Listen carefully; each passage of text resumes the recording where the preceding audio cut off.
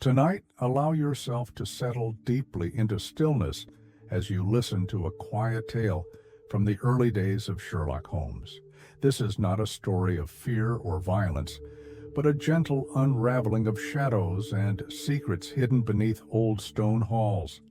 In this calm mystery, you will walk beside Holmes through ancient libraries, silent oak forests, and candlelit chambers, feeling each careful observation guide you into a deeper state of quiet curiosity and peace.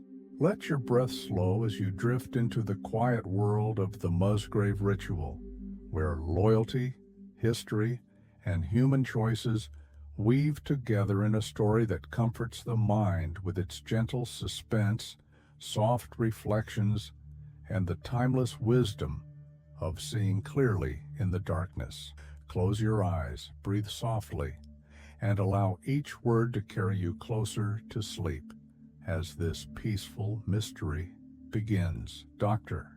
John Watson always believed that a man's truest self could be glimpsed, not in what he displayed to the world, but in what he chose to keep hidden away. And so it was on a quiet late autumn afternoon in Baker Street, with the gray light pressing softly against the windows and the low murmur of the city drifting in like a distant lullaby, that Watson found himself drawn once again to the curious wooden box near Holmes's armchair. He had noticed it that morning while Holmes was out. The box sat half-tucked beneath the edge of a side table, as if abandoned mid-task.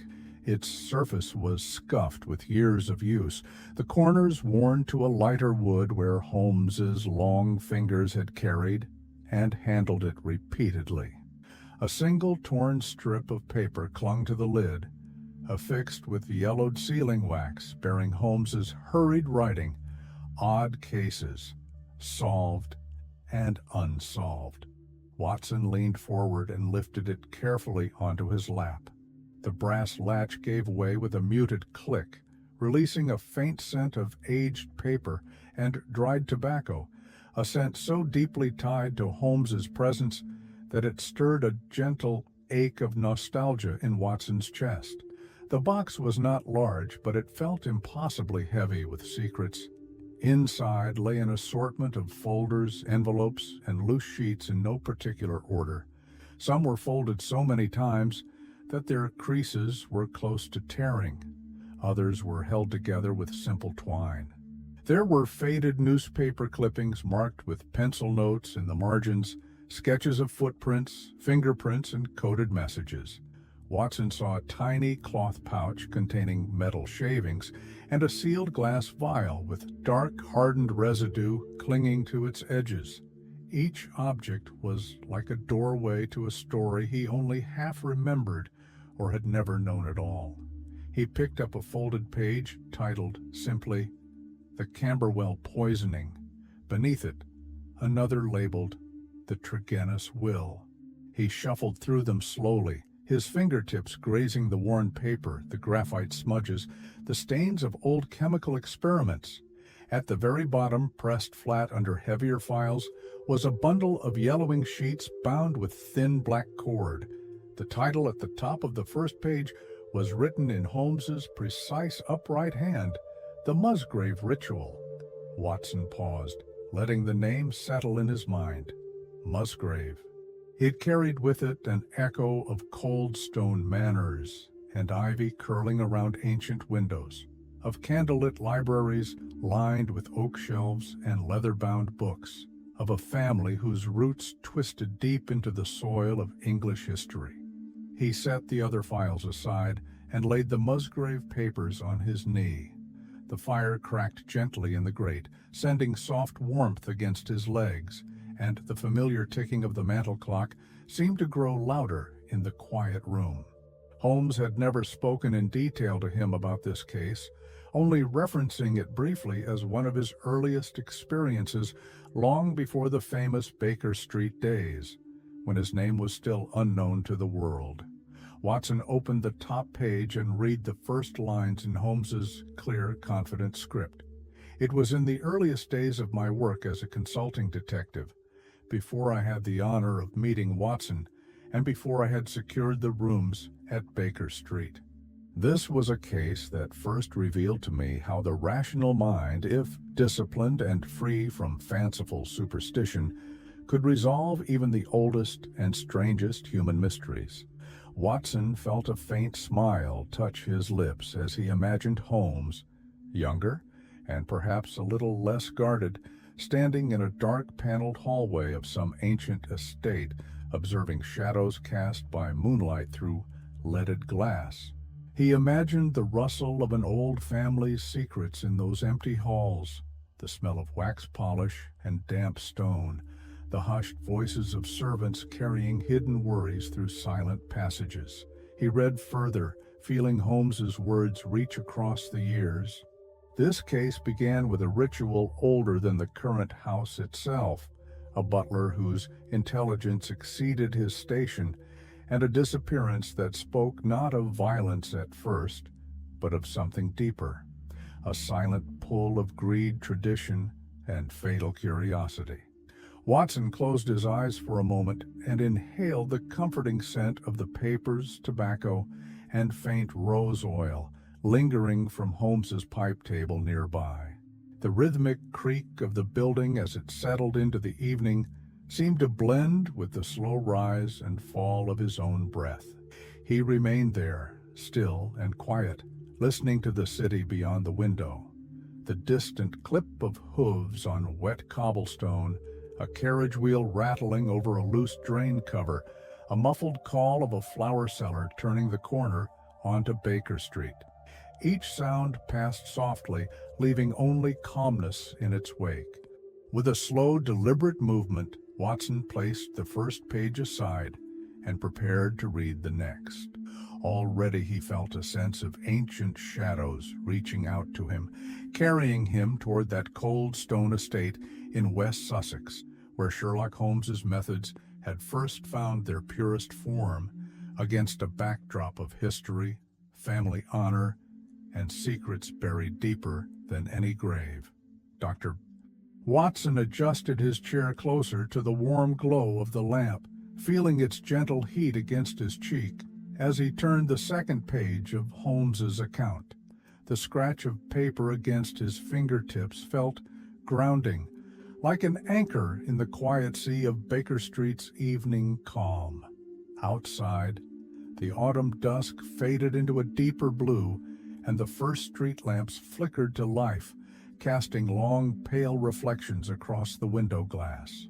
Holmes had begun this section with a tone Watson recognized well, precise, unembellished, and carrying a faint undertone of detached amusement, as if he observed the world's puzzles with a certainty few others possessed. He wrote that this case belonged to his early years, before he shared lodgings with Watson, before his name was whispered in Parliament halls or printed in newspaper columns. At that time, Holmes was a private student of human behavior and hidden motives, working in relative obscurity in a small rented set of rooms near Montague Street. His days passed in study, chemical analysis, and experimental ballistics, while his evenings often found him reading treatises on ciphers, geology, or ancient histories by lamplight until dawn paled the London rooftops.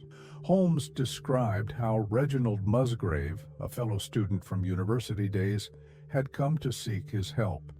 Musgrave had been a quiet but notable figure at university, courteous, methodical, with that natural bearing of nobility that neither arrogance nor affectation could taint.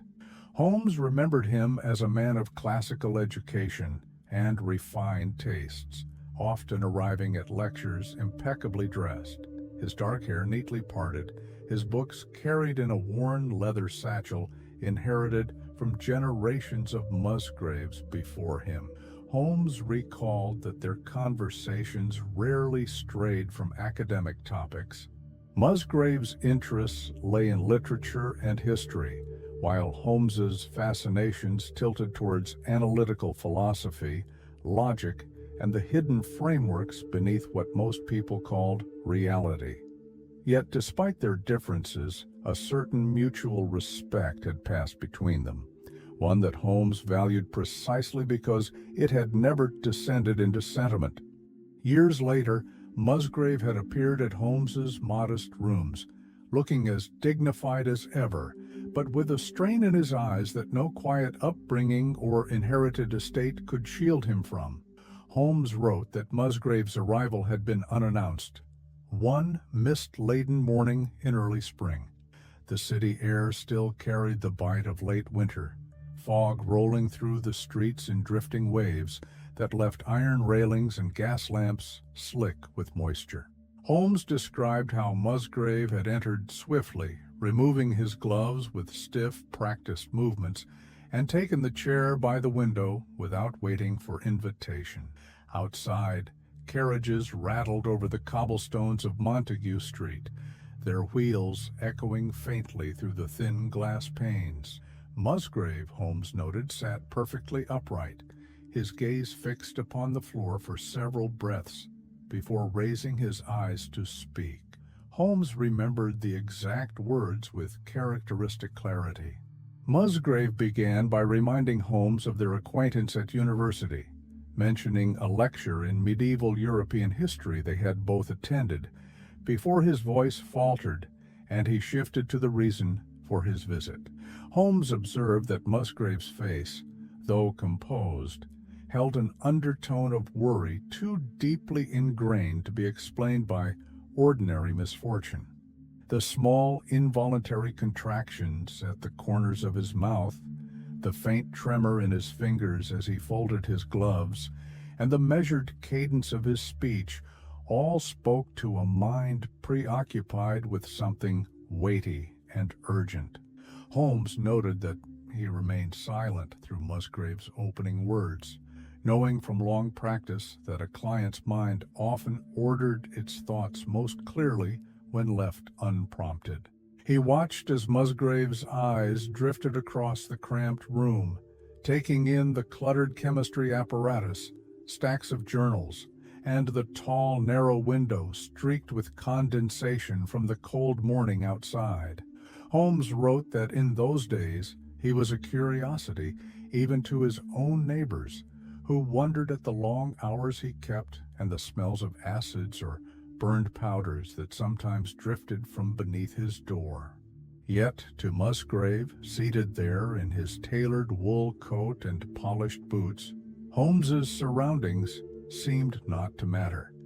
His attention remained locked upon Holmes himself, as if placing his hope entirely in this unusual and unknown consulting detective. Holmes ended this portion of his narrative with a simple observation that despite Musgrave's impeccable education, noble birth, and quiet confidence, there lay in his eyes that morning a look Holmes would come to recognize often in his career, the look of a man confronted by a puzzle whose edges cut deeper than reason could easily reach. Watson paused reading, the lamplight catching the slight sheen of the paper beneath his thumb. He felt as though he could see them both in that small room on Montague Street. Holmes seated in calm, analytical repose, Musgrave leaning forward, his refined features shadowed by a worry that no family lineage could prevent. The room would have smelled faintly of coal smoke and spent chemicals, the silence broken only by the distant bells of St. George's, chiming the quarter hour beyond the drifting spring fog. He inhaled deeply, feeling the warmth of the Baker Street hearth against his back, and let the image settle into his mind like a chapter closed softly in a leather-bound book. Before him lay the rest of the story, its shadows waiting to be illuminated by Holmes's precise and relentless light.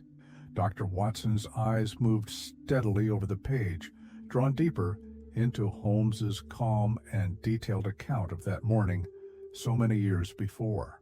As he read, he felt the quiet sitting room around him dissolve, replaced by the scene Holmes painted with such clarity.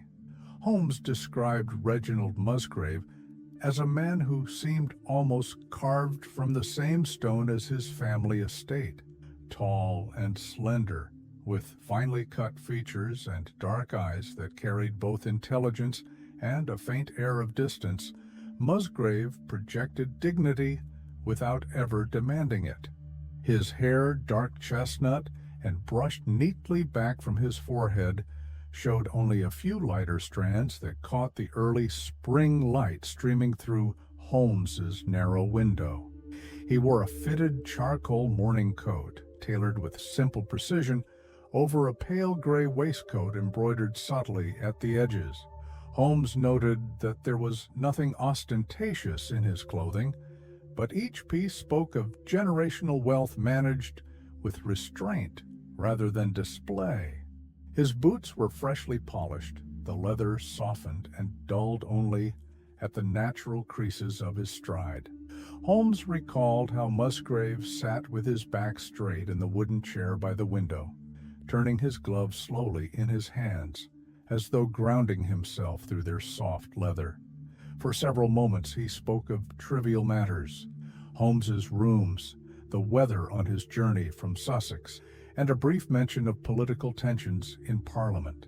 Holmes observed these introductory words with silent patience, knowing that Musgrave, like many of noble upbringing, had been trained to approach serious topics with a careful, almost ritualistic preamble. Finally, Musgrave paused, exhaled slowly, and allowed his gaze to settle on Holmes with unguarded gravity. Holmes recorded his words exactly as they fell into the stillness of that morning room. "I would not have disturbed your work if I were not in need of your particular abilities. The truth is, I find myself troubled by a matter within my household, a matter of such strangeness that I fear ordinary explanation will not suffice." Holmes watched him keenly as he spoke, noting the slight deepening of lines at the corners of Musgrave's eyes, carved there not from age, but from months or perhaps years of hidden worry. Holmes wrote that he could see in Musgrave a mind disciplined by years of education and upbringing to maintain composure, even as something within it struggled for understanding. Musgrave continued, his voice calm but edged with tension, describing Hurlston, his family estate in West Sussex. Holmes had visited the estate once before, long ago, and remembered it as one of the oldest hereditary homes in that part of England. The main house, constructed of dark gray stone, bore architectural remnants reaching back to the Elizabethan era, with certain wings retaining even older Norman arches and window frames. It stood atop a low rise overlooking the woods beyond, its gardens sculpted in neat geometric patterns, broken only by ancient yew hedges and gnarled oaks that had grown there since before the reign of Charles I.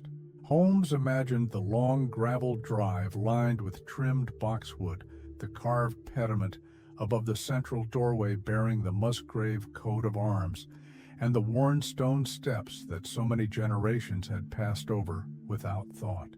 Yet now, those same steps bore witness to a mystery that troubled the current heir to the Musgrave name. Musgrave described how the family's finances had become strained in recent decades, not from extravagance, but from the slow, steady weight of estate taxes, tenant land disputes, and the rising costs of maintaining such an ancient structure. Holmes listened silently, absorbing these details as context for what was to follow. At last, Musgrave leaned forward, folding his gloves precisely on his knee, and lowered his voice. "It concerns Brunton, my butler.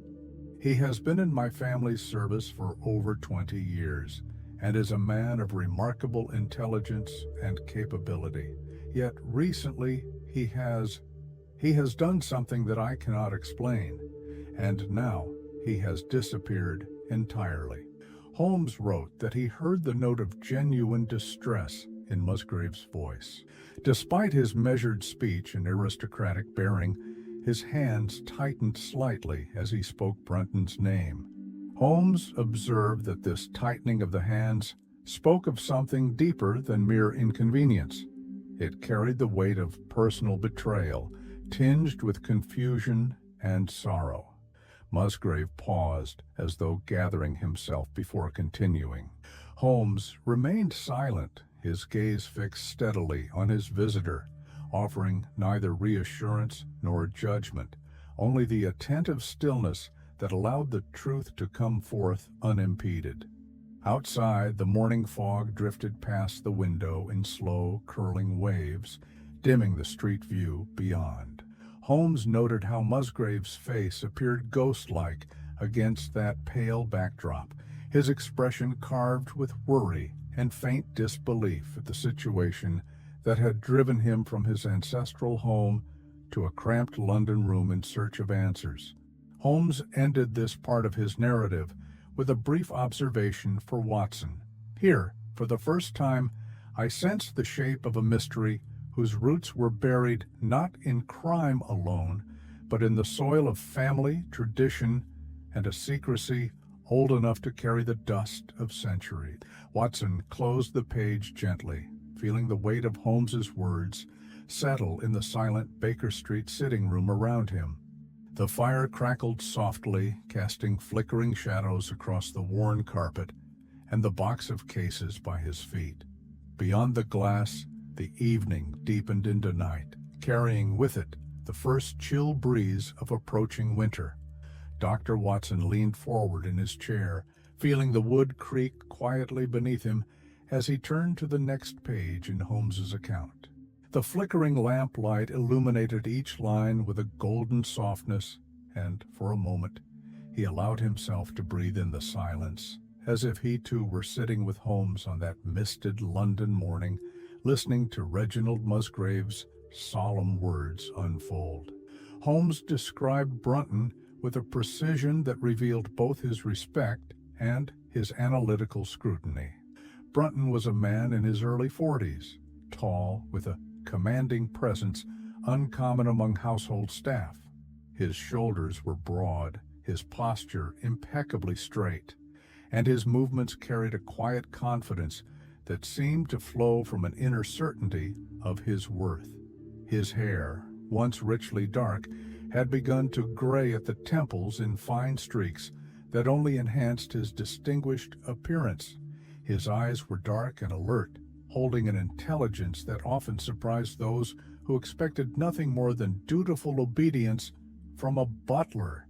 Holmes noted that Brunton had served the Musgrave family for over 2 decades, entering their household as a young footman before rising quickly to the position of butler, trusted with the management of the estate's domestic affairs.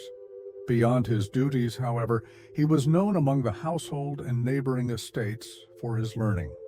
He spoke French with near fluency, could read and write Latin well enough to assist Musgrave with historical documents, and possessed a knowledge of mathematics that once enabled him to assist the local vicar in reconciling complex parish accounts. This breadth of knowledge, unusual for a servant, had earned him both admiration and a quiet sense of wariness among the staff, who often saw him as belonging neither fully to their ranks nor to those he served. Holmes recorded Musgrave's words carefully. Brunton, Musgrave explained, was a man of remarkable self-possession, almost to the point of pride. Yet that pride had never manifested in disobedience or insolence. Rather, it remained contained within his calm demeanor, in the slight inclination of his head when corrected, and in the distant politeness with which he carried out his master's requests. Over the years, his loyalty had never been questioned. His efficiency ensured that dinners ran flawlessly, guests were received with dignity, and every element of the household's daily rhythms remained in perfect order. Holmes described how Musgrave's voice had faltered slightly as he recounted the moment when all of this changed.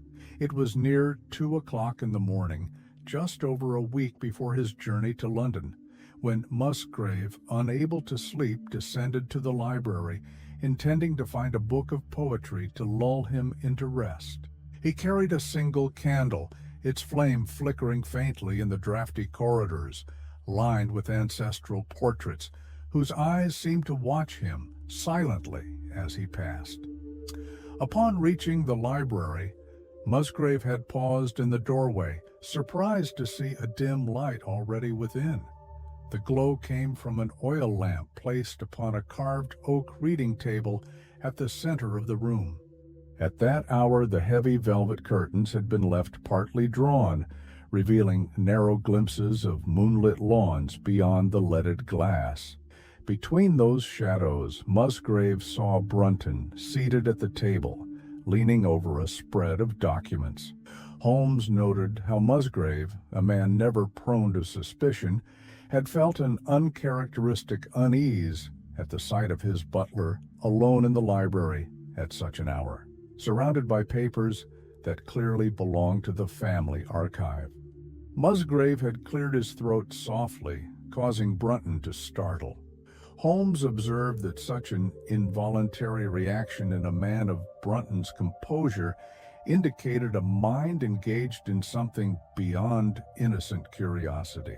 Musgrave described how Brunton rose quickly to his feet, his face pale under the lamplight, his lips parting as if to speak before he lowered his gaze and remained silent.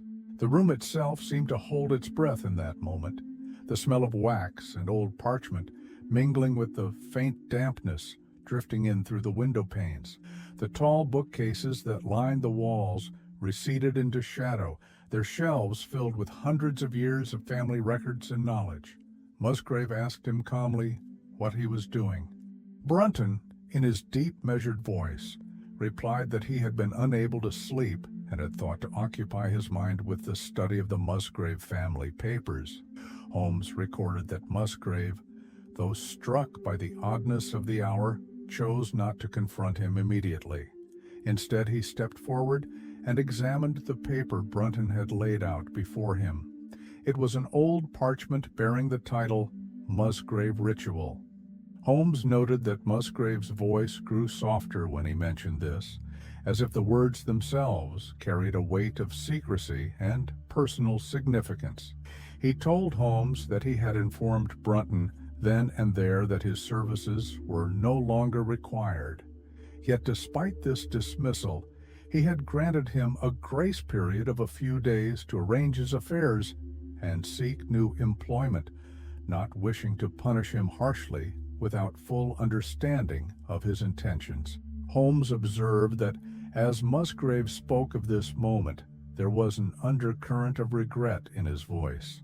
Musgrave was not a cruel man, nor one prone to anger, but the sight of his trusted butler rifling through private family documents at 2 a.m.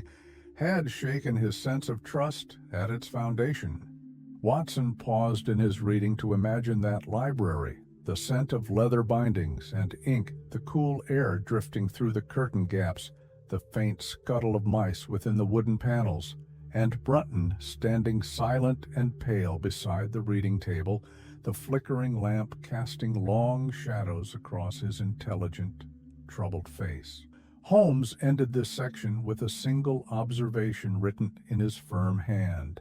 It was here, in the silent space between dismissal and disappearance, that the true mystery first began to take its shape. Watson leaned back, the page trembling slightly between his fingers, feeling the hush of the Baker Street room deepen around him as he absorbed the beginnings of this quiet and ancient tragedy. Dr. Watson read on, feeling the quiet rhythm of Holmes's narration settle over him like a heavy wool blanket against the cool evening air of Baker Street. Outside, he heard the slow rumble of a carriage passing and the distant clip of hooves over the cobblestones, sounds that only deepened the immersive stillness within the sitting room as Holmes's words continued to unfold. Holmes recorded how Reginald Musgrave, after dismissing Brunton from his post in the early hours of that morning, had spent the next day observing him with a careful eye. Though deeply troubled by what he had witnessed in the library, Musgrave had chosen not to speak further about it immediately, instead allowing Brunton the dignity of completing his final days of service without open confrontation. Yet it soon became apparent that something within Brunton had shifted. Holmes noted that in the reports Musgrave gave him, there emerged a subtle but undeniable change in the butler's demeanor. Brunton, who had always moved with calm precision and quiet command, now seemed restless beneath his outward composure. His footsteps, once steady and deliberate along the polished stone floors, carried a faint urgency. He walked with his head lowered more often than before, his eyes flicking sideways towards the tall, mullioned windows, as if checking for watchers in the gardens beyond. Holmes described how Brunton's daily duties continued with near-flawless execution. The breakfast table was laid with exacting elegance, the silver coffee urn gleamed in the morning light, and the decanters in the dining room were polished to crystal clarity. Yet it was in the small moments between these tasks that Musgrave noticed the change. Brunton could be found pausing beside the window that overlooked the south lawn, his gaze distant and unfocused.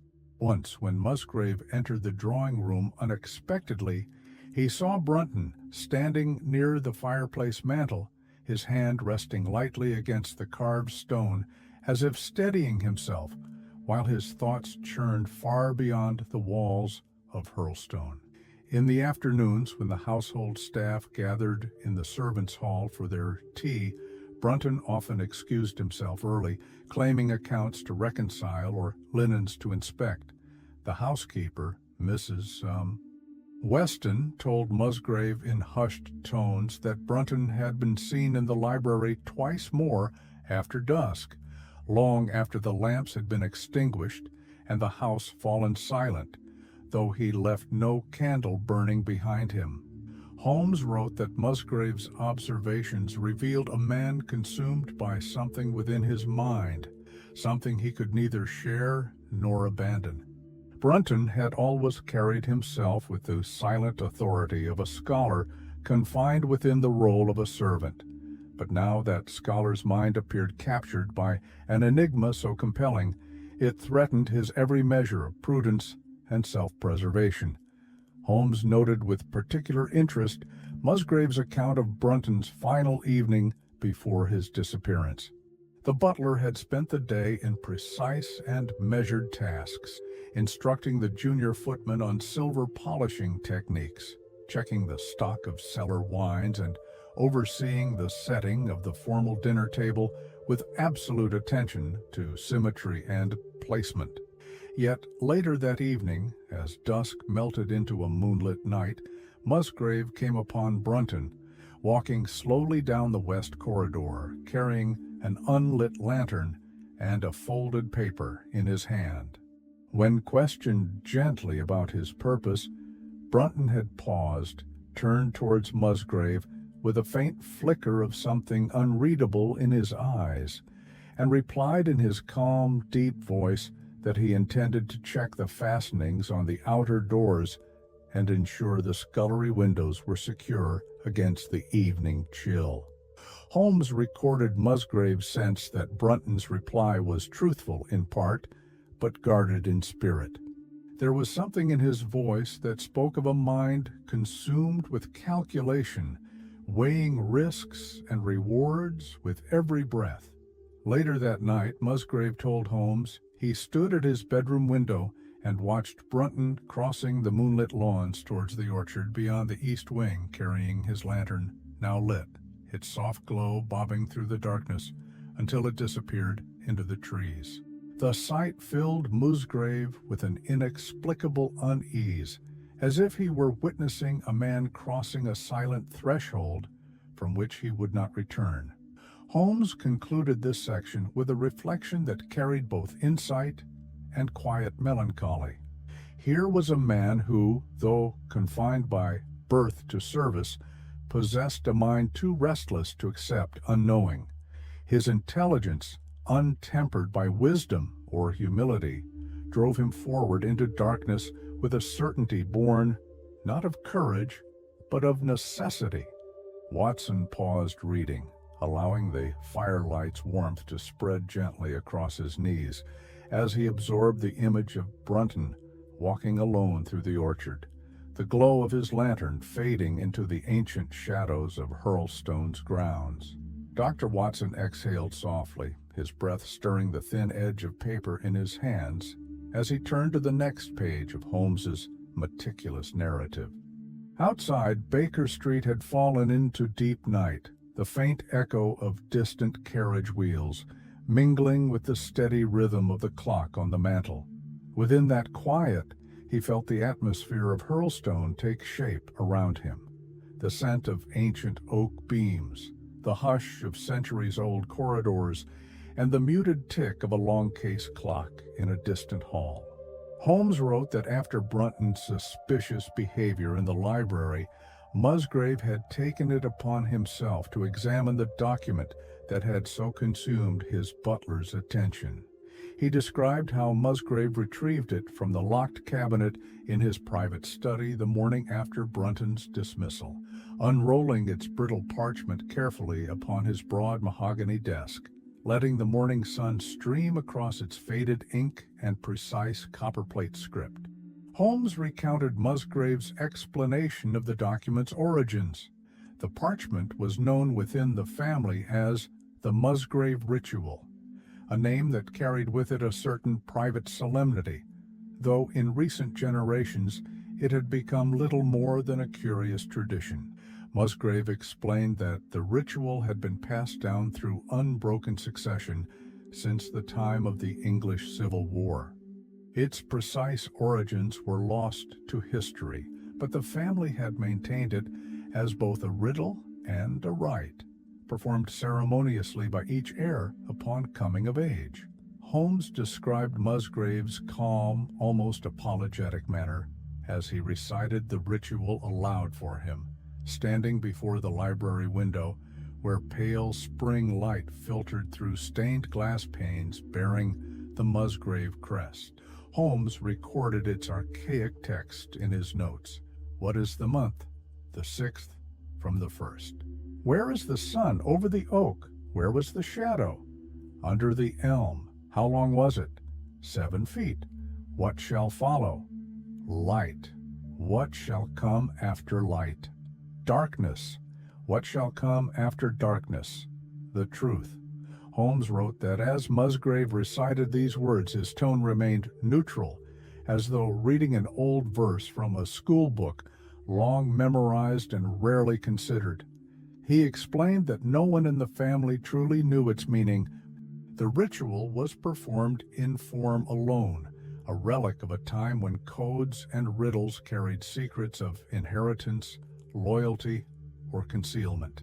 As a boy, Musgrave had been taught the ritual by his father, who had learned it from his own, with each generation repeating the questions and answers as part of their induction into adulthood and duty. Holmes listened in complete silence, his mind already moving through the implications of each line. He noted how Musgrave, despite his education and quiet intelligence, regarded the ritual as a quaint historical curiosity, something to be respected out of family honor, but never scrutinized for deeper meaning. Holmes, however, saw within it the unmistakable structure of coded instruction. He wrote that the ritual's brevity concealed an underlying navigational logic, references to months, the sun's position, shadows, distances, light, darkness, and finally, truth. In his precise observation, each of these words carried layered meaning. They were not poetic flourishes, but deliberate markers pointing towards something hidden in plain sight. Holmes described how Musgrave rolled the parchment back into its protective cylinder and replaced it in the cabinet, locking it with a small iron key he carried on a chain within his waistcoat pocket. The act, Holmes noted, was performed with the quiet care of a man preserving tradition rather than guarding a secret. Yet in that gesture lay centuries of unspoken purpose, as if each generation had carried the ritual forward without daring to ask what lay at its end. Holmes wrote that as he sat across from Musgrave in the deep leather armchair that morning, he felt a quiet certainty settle within him. This ritual, so casually dismissed as an ancestral oddity, was the axis around which Brunton's sudden obsession had revolved. Its lines held an answer, and in Brunton's pursuit of that answer lay the silent beginnings of tragedy. Holmes ended this part of his narrative with a single reflective sentence that Watson read twice, before closing the page to absorb its gravity. Tradition becomes dangerous when it is repeated without understanding, for within its words, unexamined, may lie instructions meant to hide not merely treasures, but the darkest truths of all. Watson sat back, hearing the low whisper of coals settling deeper into the hearth behind him. The quiet of Baker Street pressed softly against his senses, wrapping him in an invisible stillness as he pictured Hurlstone's candlelit library, Musgrave's calm recitation, and the echo of Brunton's silent determination weaving through those ancient halls. Dr. Watson felt a subtle shiver run down his spine as he turned to the next page of Holmes's account. The quiet of Baker Street deepened around him, the only sound the gentle whisper of the fire and the distant roll of carriage wheels along the damp evening streets outside. He inhaled slowly, grounding himself in the warmth of the room as Holmes's words carried him back to that dim library at Hurlstone, where shadows gathered thick in the corners, and the scent of old parchment mingled with beeswax polish and the faint mineral dampness of ancient stone walls. Holmes wrote in precise detail about his immediate impression of the ritual's content, while Musgrave recited the text with the gentle rhythm of memory long rehearsed. Holmes listened with the focused stillness of a man already perceiving its hidden structure beneath the archaic phrasing. He recorded each question and answer again, this time accompanied by his own careful notes. What is the month? The 6th from the 1st. Holmes wrote that this reference was direct and unambiguous. The 6th month from January was June. Yet the importance of stating it lay not in the month itself, but in fixing a time of year, a clue that the ritual's purpose was tied to solar positioning, botanical markers, or seasonal light.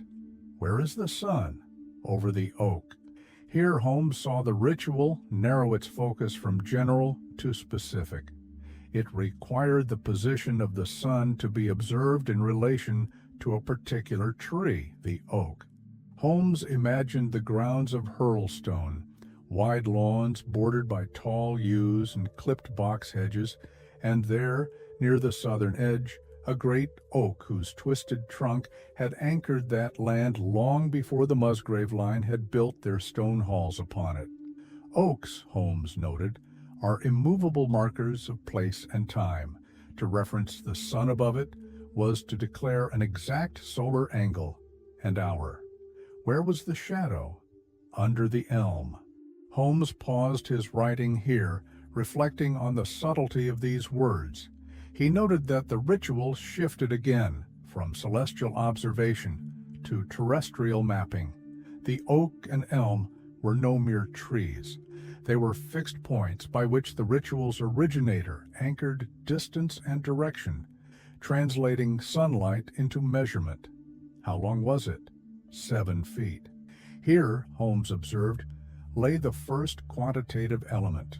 7 feet of shadow cast by the oak at a specific time in June, falling upon a place beneath the elm, implied a navigational system rooted in geometry and trigonometry rather than poetry or rite. He imagined Brunton's educated mind following the same reasoning, each answer sharpening his certainty that he had uncovered a map disguised as a ceremonial exchange. What shall follow? Light.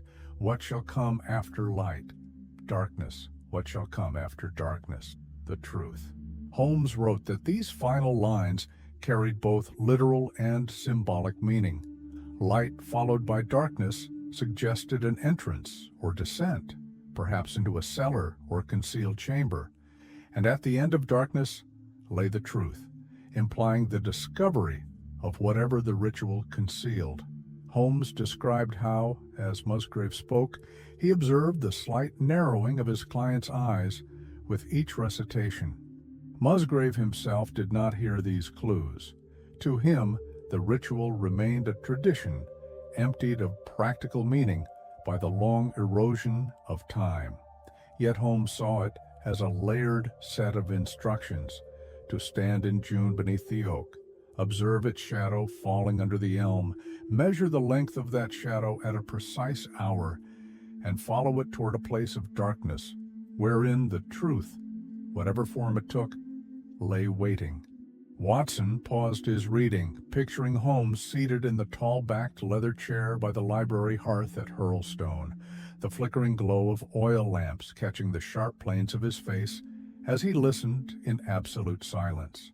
Holmes would have sat with his long fingers steepled before his lips, eyes half closed, not in disinterest, but in concentrated deduction, already measuring distances, plotting angles, and seeing beneath each archaic phrase to the practical logic it concealed. Holmes ended this section of his account with a note Watson read twice, allowing its quiet certainty to settle in his chest. Every ritual begins as instruction. Only when its purpose is forgotten does it become tradition. And when tradition is stripped of meaning, it remains behind as riddle alone.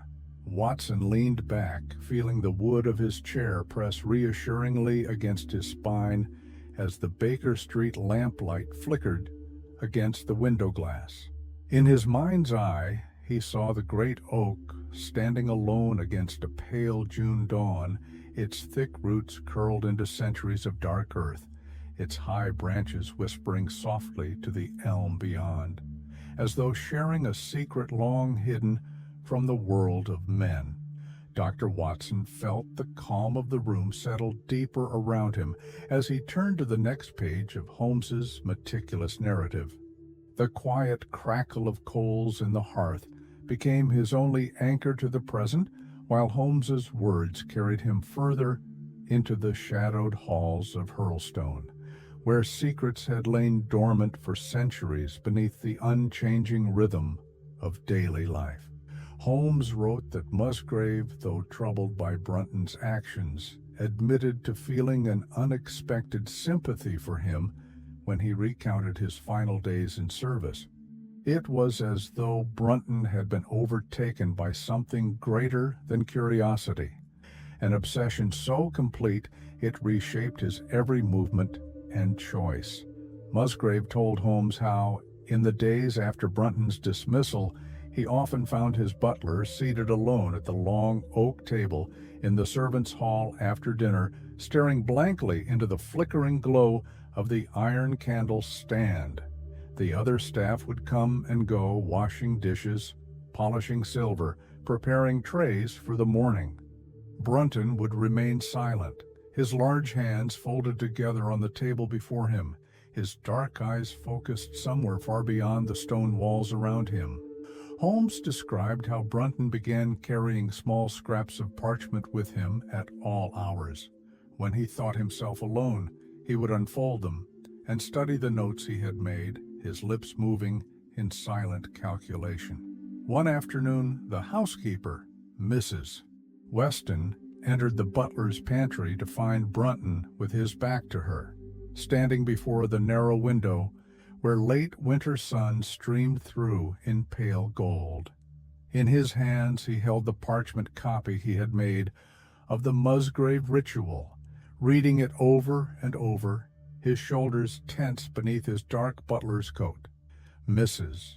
Weston, a woman of plain speech and sound instincts, told Musgrave that when she addressed him softly, Brunton turned to her with such an expression of intensity and strained composure that she felt a chill run through her. His eyes, she said, were bright with a strange light, and though his voice remained calm when he greeted her, there was something in it that sounded faintly distant, as if part of him no longer stood in that room at all. Holmes wrote that Musgrave described Brunton's behavior in those final days with a sorrow that surprised even himself. Though he had dismissed him for violating the privacy of family documents, Musgrave could not deny the powerful intellect within Brunton, nor his deep yearning to understand the ritual's meaning. Brunton's obsession, he said, seemed born not merely of greed, but of a compulsion to uncover truth at any cost, a compulsion that left no room for fear, caution, or loyalty. Holmes noted that the other servants began to avoid him during this time. The kitchen maid told Mrs. Weston in hushed tones that she once saw Brunton standing motionless in the moonlit library late at night, the ritual parchment spread before him on the wide reading table. He held a thin measuring rod in one hand, tracing invisible lines across the paper and then outwards towards the darkened window, as though seeing a map only his eyes could read. One evening, as dusk fell in quiet layers over Hurlstone, Musgrave found Brunton outside near the great oak mentioned in the ritual. He stood very still beneath its wide branches, the folded parchment clasped lightly in his hand, gazing up at the canopy where the last light of day flickered between the early summer leaves. Musgrave watched from a distance, hidden by the deepening shadows of the yew hedges that bordered the lawn. In that moment, he said, Brunton appeared so completely absorbed in his silent calculations that he seemed no longer a servant upon his master's land, but a lone scholar standing at the threshold of discovery, driven forward by a knowledge only he believed himself worthy to possess. Holmes recorded Musgrave's final observation of him with particular care. On the morning before his disappearance, Brunton approached Musgrave in the library, his demeanor composed and his manner respectful, as always. Yet behind his words of formal gratitude for Musgrave's generous grace period lay a tension so tightly coiled it seemed to hum in the silence between them. As he bowed his head in farewell, Musgrave noticed the faintest flicker of triumph in his dark eyes, a quiet certainty, as though he had solved the riddle he had pursued so relentlessly, and now carried within him the knowledge of its hidden truth. Holmes ended this part of his account with a single sentence that Watson read slowly, feeling its calm weight settle in the quiet room around him. Obsession is a blade that carves away caution and humility alike, leaving only the bare, cold edge of certainty. Watson closed the page gently and sat back in his chair, feeling the flickering lamplight glow warmly across his chest as his mind filled with the image of Brunton, standing alone beneath the ancient oak, parchment in hand, his heart pounding with the silent promise of discovery that would soon lead him beyond the reach of any return. And Doctor, Watson inhaled slowly as he turned the page, feeling a calm anticipation bloom within his chest. The quiet warmth of Baker Street enveloped him, and beyond the frosted glass of the sitting-room window, night pressed softly against the panes, deep and silent. Holmes's words carried him now into the first true darkness of the case, the moment when presence became absence and suspicion hardened into mystery. Holmes wrote that Musgrave's household awoke on the morning following Brunton's final conversation with a faint but unshakable sense that something essential had shifted. The day began as any other, with pale early sunlight drifting across the lawns and servants moving through their appointed routines, the underfootmen lighting fires in the smaller chambers, the scullery maid drawing water from the pump, and the cook inspecting her stores for the day's meals. But Brunton was absent from his duties. At first, the staff assumed he had risen early to perform his private tasks before departure. It was only when the breakfast hour approached and the sideboard remained unset, the fresh linens unlaid, and the library windows unopened to the morning air, that concern began to ripple among them. Mrs. Weston, ever practical and composed, went to his room to seek him out. Holmes described her walk down the narrow servant corridor, the stone floor cool beneath her shoes, and the faint smell of lavender oil and old wood polish rising in the quiet dawn light. She knocked softly on his door, then again louder. Receiving no reply, she turned the handle and stepped inside. The room was neat and undisturbed. Holmes recorded her precise observations. Brunton's bed remained made, its coverlet smoothed with the exacting care he applied to every task. His small oak washstand held a folded towel. His shaving brush sat clean and dry in its porcelain cup, and on the chest of drawers lay his silver watch, ticking steadily beside his folded neckcloth and collar studs. The wardrobe stood open, revealing each coat, hanging precisely spaced on its wooden pegs, his evening shoes aligned perfectly upon the floor beneath them. Holmes noted that Mrs. Weston felt an immediate and profound chill as she looked around. Nothing was missing. Not his clothing, nor his grooming tools, nor the small leather purse he kept in his top drawer, containing a modest sum of coins saved over many years. It was as though he had risen, dressed himself, and stepped out for a moment's errand, intending to return within the hour. Only he never did. When Musgrave was informed, he came directly to the butler's quarters and inspected the room himself. Holmes described how Musgrave stood for several silent minutes beside Brunton's bed, his gaze traveling slowly over the spare furnishings and then out through the narrow window, where dawnlight glowed across the orchard trees and mist drifted low over the eastern lawns. Holmes recorded that Musgrave felt an inexplicable sense of finality in that small room's silent order, as if Brunton's very absence hung there in the morning air, heavy and unmoving. No note was found, no message left behind. When questioned, none of the servants had seen or heard him depart. The stable hands reported that no horse had been taken from the stalls, and the gates remained locked through the night. As hours passed without sign of him, unease deepened into fear.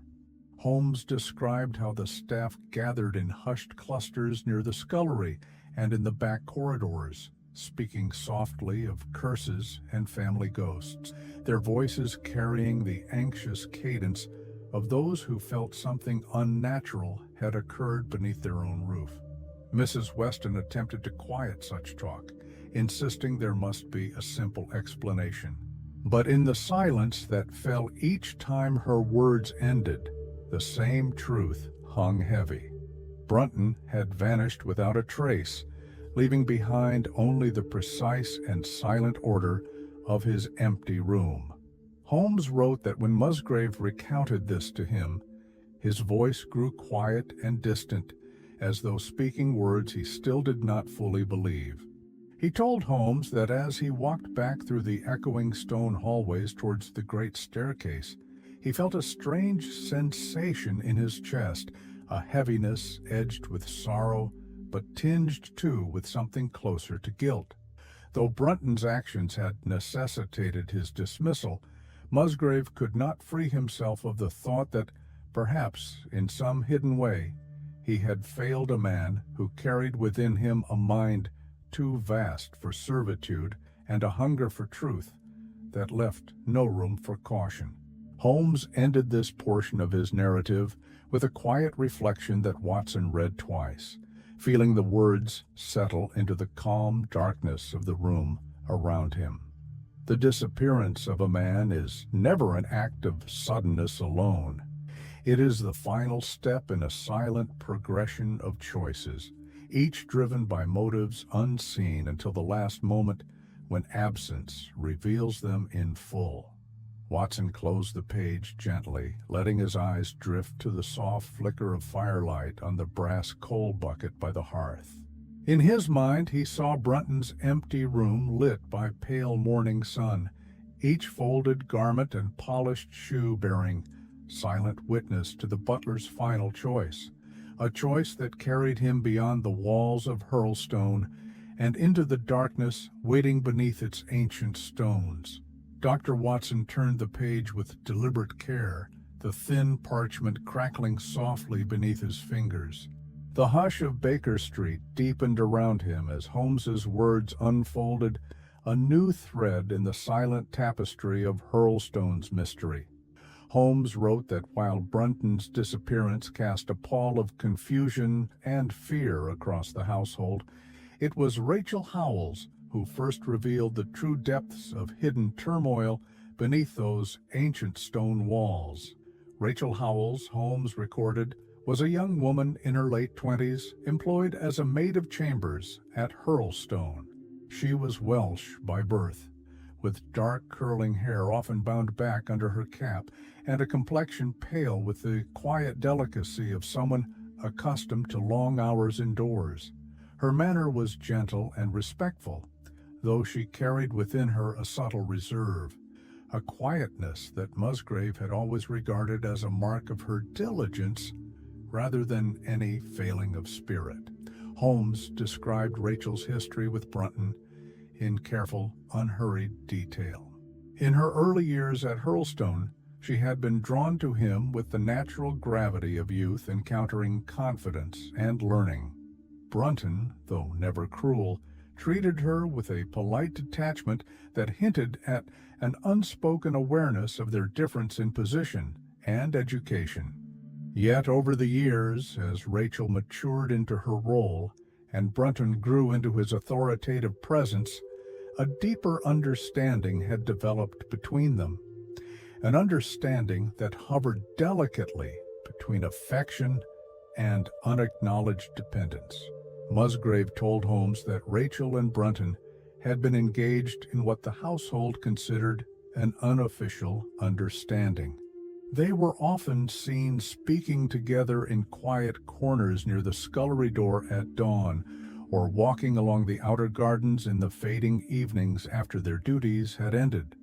Brunton, with his calm assurance, and Rachel, with her gentle devotion, formed a pair whose bond seemed unbreakable within the quiet boundaries of a state life.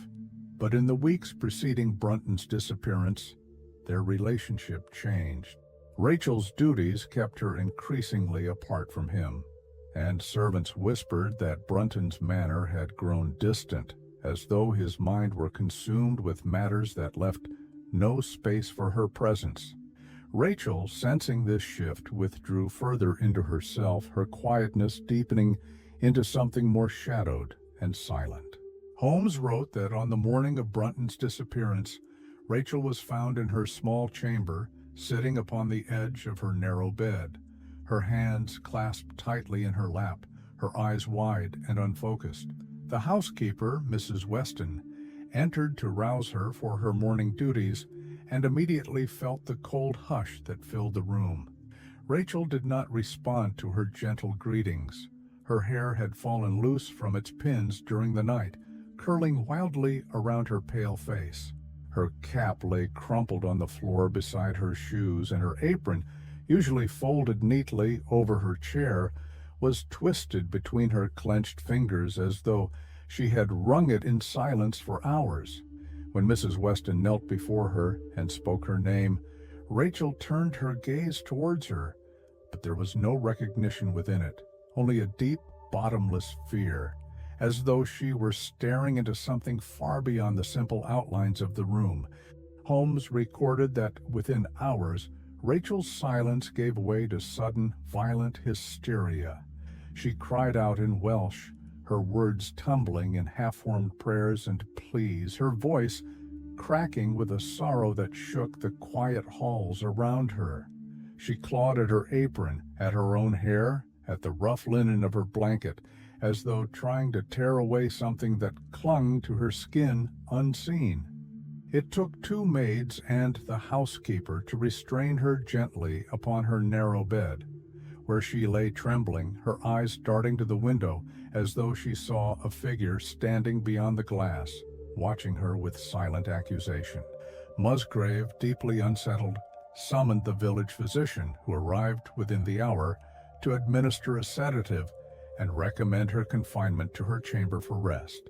Yet, even under the calming draught, Rachel continued to weep softly into the pillow, her voice reduced to a hoarse whisper, repeating the same words over and over in Welsh, words no one there could fully understand, though their cadence carried sorrow and terror in equal measure. Holmes wrote that, when Musgrave recounted these events to him, his voice was thick with confusion and a sorrow he could not place. He told Holmes he could not shake the feeling that Rachel's breakdown was no mere reaction to loss, nor solely grief for Brunton's disappearance. There was something in her terror that suggested knowledge of what had befallen him, and perhaps of her own part within it. Holmes ended this part of his account with a reflection that Watson read twice, feeling its calm insight settle into the quiet lamplight around him. When fear overwhelms reason, it is because the mind sees something it cannot reconcile with its own survival. In Rachel Howell's terror lay not the absence of understanding, but the unbearable presence of truth. Watson closed the page with slow care, hearing the faint sigh of wind against the window beyond. In his mind he saw Rachel's pale face framed by curling dark hair, her eyes wide with a knowledge too heavy for her spirit to carry, trapped within a small chamber of stone walls and silent dread. Dr. Watson turned the page with quiet anticipation, the lamplight catching the crisp edge of parchment as Holmes's words transported him from the silent calm of Baker Street to the damp, rolling countryside of West Sussex, where ancient oaks rose above misted fields, and secrets lay buried beneath centuries of stone and soil. Holmes wrote that, upon hearing Musgrave's account, he felt an immediate and unshakable compulsion to travel to Hurlstone himself.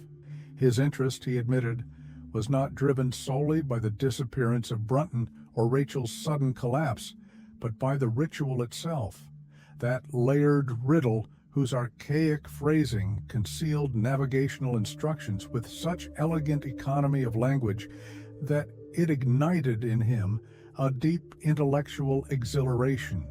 Holmes described the morning of his departure in sparse but vivid detail. He rose before dawn, dressing swiftly in his dark wool trousers and heavy frock coat. He packed only a small leather valise containing his measuring tapes, angle calculator, brass dividers, magnifying glass, and a set of graphite pencils shaved to fine, sharp points. Before leaving, he paused by his window to observe the pale blue horizon streaked with faint amber as the sun prepared its silent rise over London's grey rooftops.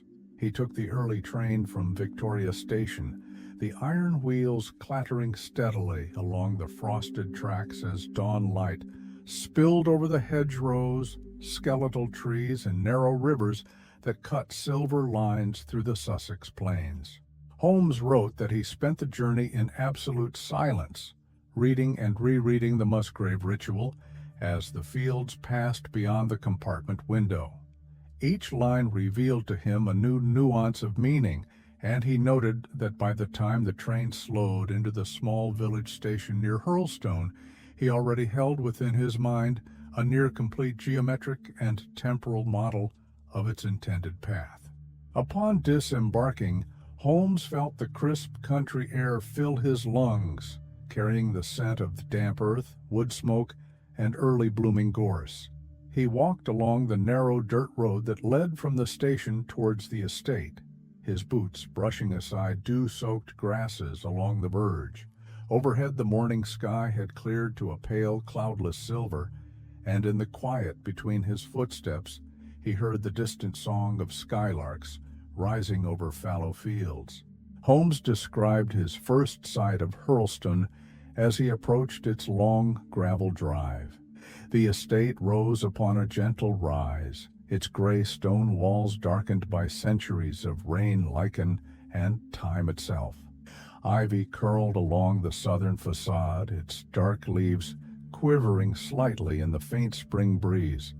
The central entrance bore a heavy oak door, carved with the Musgrave coat of arms, a crowned lion rampant, holding an oak branch, flanked by two stoic hounds.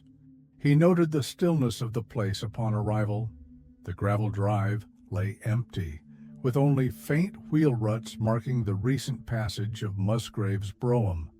A small figure moved near the east wing, a scullery maid gathering firewood in her apron, but otherwise the ground seemed silent, their quiet broken only by the distant caw of rooks nesting among the high elms beyond the orchard.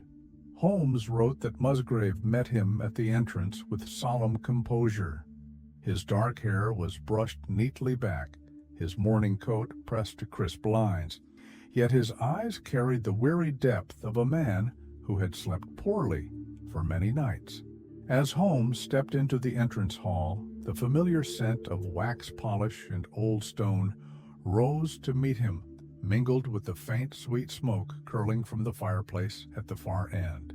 Musgrave led him first to the library, where the ritual had been discovered in Brunton's hands. Holmes described entering the room with deliberate calm, allowing his senses to take in every detail before speaking a single word.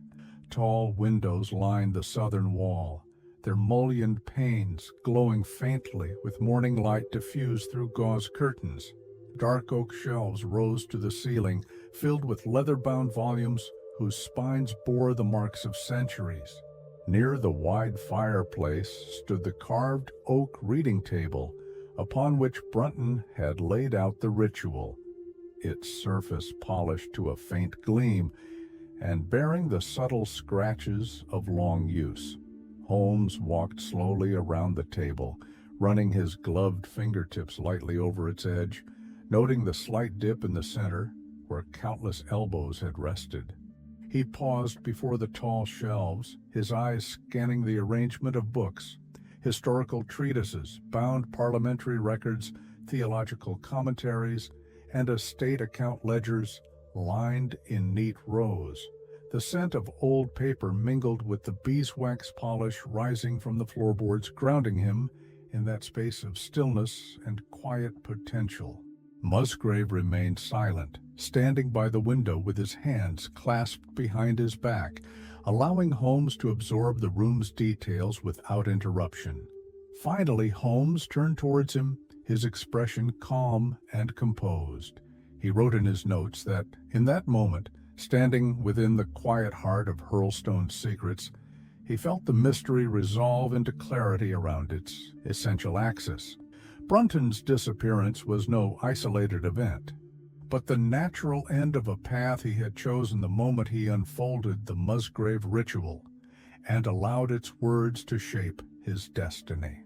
Holmes ended this portion of his narrative with a reflection that Watson read slowly, feeling its quiet insight settle deep within his mind. To uncover the truth, one must first stand within the silence of its absence and see the shape of what remains behind. Watson closed the page, hearing the low crackle of coals settling deeper in the hearth. He allowed his eyes to close briefly, feeling Holmes's journey echo through his chest with a calm certainty, as though he too stood within the stillness of Hurlstone's ancient library, the quiet weight of its history pressing softly against his senses. Dr. Watson adjusted his posture, feeling the worn fabric of his armchair embrace him as he turned the next page of Holmes's account. Outside, Baker Street lay wrapped in quiet darkness, the glow of gas lamps stretching blurred reflections along the damp pavement. Within the warm sitting room, only the steady ticking of the clock punctuated Holmes's silent, measured prose. Holmes wrote that after his meticulous inspection of the library, he requested to examine the grounds surrounding Hurlstone. Musgrave, though visibly weary, agreed without hesitation, gesturing for Holmes to follow him through the wide oak doors at the rear of the house, out into the crisp morning air. The estate grounds, Holmes observed, carried the quiet majesty of old English country seats, manicured lawns spread outward from the stone terraces, bordered by deep yew hedges trimmed to precise geometric forms. Beyond these formal gardens lay the wilder grounds, where gnarled oaks and towering elms rose from moss-carpeted earth, their branches interlacing overhead to form a dark canopy through which thin shafts of morning light descended like silent golden rain. Holmes described their path along the graveled walkway curving gently towards the orchard. To their right lay the south lawn, still damp with dew, each blade of grass glinting faintly in the soft light. The scents of the morning drifted around them, the earthy sweetness of tilled vegetable plots, the cool mineral tang of wet stone, and faintly the subtle bloom of early rhododendrons gathered along the garden walls. Musgrave walked beside him in silence, his shoes crunching softly over the gravel. Holmes noted how his client's gaze often drifted towards the distant tree line, his brow furrowing with thoughts unspoken. As they passed beneath a great oak, Holmes paused, lifting his eyes along its thick trunk and sprawling limbs. Its leaves, newly unfurled in the late spring warmth, trembled in a faint breeze, whispering softly overhead. Holmes stepped closer to examine the exposed roots, tracing their curling forms as they twisted down into the damp earth. Holmes then asked to be led towards the small lake upon the eastern edge of the grounds, where Musgrave explained the staff had discovered Brunton's clothes folded neatly by the water's edge. Holmes described their walk across a narrow meadow towards the lake, the grass brushing against his trouser cuffs and leaving faint damp marks in their wake. As they approached, the air grew cooler, carrying the scent of water and the metallic tang of wet stone. The lake itself, Holmes observed, was small and oval-shaped, its surface reflecting the pale sky above in trembling ripples. Its banks were lined with rough stones, half buried in moss and shaded by leaning willows, whose long green tendrils trailed into the water, stirring gently with each passing breeze. A pair of mallards drifted near the far bank, their plumage catching flashes of soft light as they dipped their beaks beneath the surface. Musgrave guided Holmes to the northern edge, where a small flat clearing met the water. Holmes bent down, examining the ground with precise and patient movements.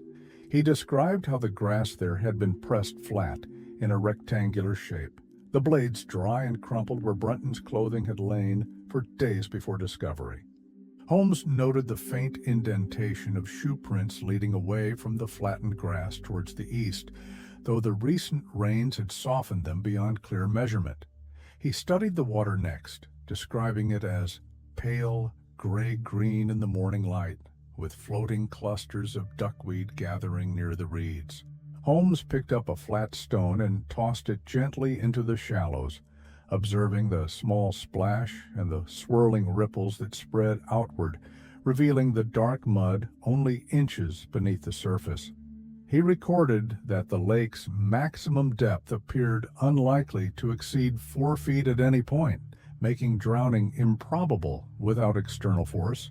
Holmes remained kneeling there for several minutes, his fingertips lightly brushing the damp soil, his gaze fixed upon the tiny details of pressed grass, disturbed moss, and the subtle markings along the stone bank where something, or someone, had once moved. Musgrave stood a short distance away, watching in silent curiosity. Holmes wrote that in those quiet minutes by the lake, he felt the first clear formation of his theory begin to take shape, like ink diffusing into clear water, each swirling pattern resolving into a single, undeniable truth. He ended this part of his account with a reflection that Watson read slowly, feeling its calm insight expand within the hush of Baker Street. A mind trained in observation sees not merely what is before it, but what is absent within it. In silence and small disturbances lie the outlines of all hidden acts. Watson closed the page gently, exhaling as the image of Holmes kneeling by the quiet Sussex lake settled into his thoughts. The detective's dark silhouette, framed by willow branches, rippling water reflecting his unwavering gaze into depths that concealed answers, waiting only for the right mind to see them. Dr. Watson turned the next page with slow, deliberate care, feeling the calm weight of Holmes's words settle over him like a protective cloak. The fire crackled softly in the Baker Street hearth, casting gentle flickers of light along the spines of Holmes's chemical treatises and medical texts lining the shelves. Outside, the quiet night pressed close against the windows, amplifying the stillness within as Holmes's narration carried him back to the damp, silent edge of the Hurlstone Lake. Holmes described how, after observing the impressions left by Brunton's clothing and the faint tracks leading away into the meadow, he rose to stand at the lake's brink, his dark silhouette reflected faintly in the trembling gray-green water. He noted how the surface rippled gently under the faintest morning breeze, broken here and there by drifting mats of duckweed and the slender spears of reeds rising from the muddy shallows. Holmes removed his gloves and crouched to dip his bare fingers into the water. The chill struck instantly up through his bones, carrying with it the earthy scent of decomposing leaves and rich, dark silt. As he withdrew his hand, droplets fell back into the lake, forming small clear rings that spread outward and vanished into the shifting reflections of willow branches overhead. Holmes wrote with precise clarity that he then stood, removed his shoes and stockings without hesitation, and rolled his trouser legs to the knee before stepping into the water itself. The mud sucked lightly at his feet with each careful step as he advanced, the cold biting against his skin. He moved slowly, testing the depth with each motion, the water climbing to his ankles, then mid-calf, and finally to just below his knees. Beyond this, the bottom remained even and firm, the depth unchanging. He paused there, surrounded by the whisper of willow fronds brushing against one another overhead, listening to the stillness of the estate behind him. Holmes described how he examined the shallows for any signs of disturbance, broken reeds, torn strands of duckweed, or footprints pressed into the mud. He found none sufficient to suggest panic, struggle, or any hurried descent into the water. Only faint scuffs in the soft lake bed near the bank suggested where Brunton might have waded in briefly, perhaps to wash mud from his shoes before returning to his secret purpose elsewhere. He wrote that Musgrave, standing upon the stone bank nearby, watched in silence, his face pale against the dark water, as Holmes emerged slowly, his trousers damp and clinging to his knees. Holmes dried his feet with a cloth from his valise, replaced his stockings and shoes, and stood once more upon the gravel path beside Musgrave. Holmes then walked the circumference of the lake, examining every indentation in the grass, every exposed tree root that curled towards the water's edge, and every fallen branch resting half submerged in the shallows. He recorded each subtle mark with calm thoroughness, noting the direction of crushed grasses, the faint smudge of disturbed moss, and the tiny pools of rainwater gathered in fresh footprints. Yet none of these led him to conclude that Brunton's fate lay within the quiet embrace of that lake. Holmes described his conclusion with unemotional precision. The lake was too shallow, too calm, and too small to conceal a body without some part of it surfacing even within a day. Its clear waters revealed every wavering stem of pondweed and smooth stone upon the bottom. Brunton's disappearance, Holmes determined, must lie elsewhere, for nature itself would not conspire to keep such a secret hidden within so slight a pool.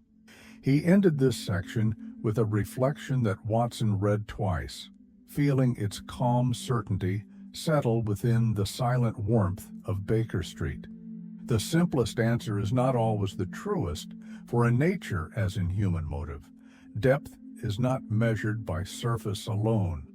Watson sat back for a moment, picturing Holmes standing barefoot in the cold Sussex lake, his keen eyes scanning each trembling shadow upon the water's skin, his mind reaching always beneath outward appearances, towards the deeper truth hidden beyond sight. Doctor, Watson drew a quiet breath as he turned the next page, the faint rustle of paper mingling with the soft ticking of the clock on the mantel. Outside, Baker Street lay silent under the cloak of a London midnight, and within the gentle glow of lamplight, Holmes's words carried him back to the shadowed estate of Hurlstone, where history itself seemed to breathe through stone walls and whisper beneath ancient trees. Holmes wrote that after his thorough examination of the lake and surrounding meadow, he and Musgrave returned to the library, each step echoing faintly along the flagstone corridor. As they walked, Holmes observed how Musgrave's expression had shifted from weary apprehension to a focused curiosity, as though the mere presence of systematic reasoning had begun to ease the restless confusion within his mind. They entered the library in silence. The room felt cool despite the banked fire flickering low in the hearth, its orange glow illuminating carved oak shelves lined with the centuries of family knowledge. Holmes walked to the wide reading table where Musgrave retrieved the ritual from its locked cabinet and placed it before him with quiet reverence. Holmes described how he stood for several minutes, simply reading the words again, allowing his mind to clear of prior assumptions. He viewed the parchment not as a tradition or riddle, but as a set of encoded instructions, a navigational cipher constructed with precision and purpose. The words, though archaic, carried the clear cadence of practicality rather than ceremony. He recorded each question and answer again in his notes, pausing after each to expand upon its intended meaning. What is the month? The 6th from the 1st. Holmes noted this fixed the time of observation to June, anchoring all further instructions to a specific seasonal light. Where is the sun? Over the oak. This line directed the observer to stand at a position where the sun appeared directly above the great oak, a tree he had seen earlier that morning, its branches heavy with new leaf growth, its broad trunk standing as it had for centuries at the southern edge of the lawn. Where was the shadow? Under the elm. Holmes reflected here that this indicated the shadow cast by the oak fell beneath the elm tree, specifying not only direction, but the exact alignment necessary for the ritual to be completed. The oak and elm acted as fixed terrestrial markers within a geometric calculation of sun and shadow.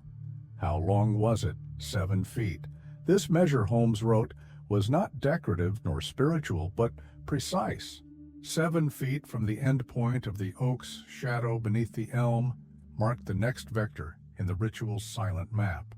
What shall follow? Light. What shall come after light? Darkness. What shall come after darkness? The truth. Holmes paused upon these final lines, feeling their quiet weight settle within him. Light followed by darkness suggested a passage, entry from an illuminated space into concealment, and beyond that darkness lay truth, the final object of the ritual's hidden instructions.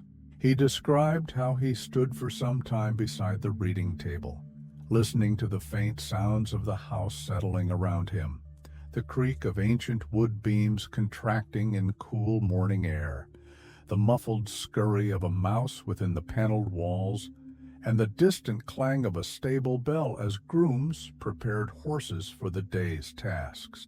Musgrave remained seated nearby, silent and composed, his hands clasped loosely in his lap. Holmes observed the faint lines of fatigue beneath his eyes, etched deeper by worry and the quiet burden of knowledge unspoken. Holmes turned to him at last and asked calmly whether any in the family had ever attempted to understand the ritual's true meaning. Musgrave shook his head slowly. To him, the ritual had always been a ceremonial relic, recited with dignity, but never questioned. Its words, though curious, remained frozen within the amber of family tradition, repeated out of respect rather than comprehension. Holmes recorded in his notes that he felt quiet certainty take root within him then. This ritual was no mere rite of passage nor abstract riddle. It was a coded message constructed with geometric precision to conceal something tangible, something the Musgrave family had chosen to keep hidden across generations, perhaps even from themselves. He ended this section with a reflection that Watson read slowly, allowing its calm insight to settle within his chest like cool water filling a clear glass. A code is a bridge between knowledge and secrecy. When its words are repeated without understanding, it becomes a prison for truth, locking away what it was created to reveal. Watson exhaled softly, his gaze lifting to the glowing coals in the Baker Street hearth.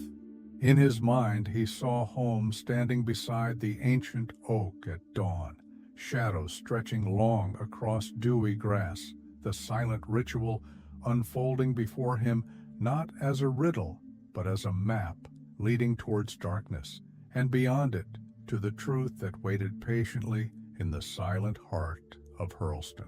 Dr. Watson turned the next page, his eyes moving slowly across Holmes's deliberate handwriting as the warm hush of Baker Street enveloped him. The lamplight flickered softly on the brass base of the reading lamp, and beyond the curtained windows, London lay quiet under the pale approach of dawn. Within that calm, Holmes's narrative carried him back to the silent libraries and dew-laden lawns of Hurlstone, where shadows whispered secrets older than memory. Holmes wrote that after his careful rereading of the ritual, he asked Musgrave to provide him with precise knowledge of the grounds. Musgrave obliged immediately, retrieving from a leather folio an estate surveyor's map, drawn decades earlier, its vellum surface yellowed at the edges and marked with fine ink lines detailing every tree, wall, garden bed, and structural outbuilding across the estate's acres. Holmes spread the map out upon the reading table and traced the location of the great oak, its broad canopy marked by a simple circle near the southern edge of the lawn. He located the elm tree next, positioned at a slight diagonal northeast from the oak, its roots digging deep into the border between the manicured lawns and the wilder orchard beyond. Holmes wrote with quiet precision how he asked Musgrave to accompany him outside once more, despite the pale chill of early morning that crept along the stone floors and pressed dampness into the garden air. Together they stepped out onto the gravel path, boots crunching lightly over stray fallen twigs and last season's broken leaves. Overhead, dawn had brightened into a cold silver sky streaked with faint rose along the eastern horizon. They approached the great oak first. Holmes paused there, looking up through its heavy branches towards the emerging sun, gauging the shifting angles of early light that slanted through the canopy, illuminating drifting motes of pollen and dust in silent golden shafts.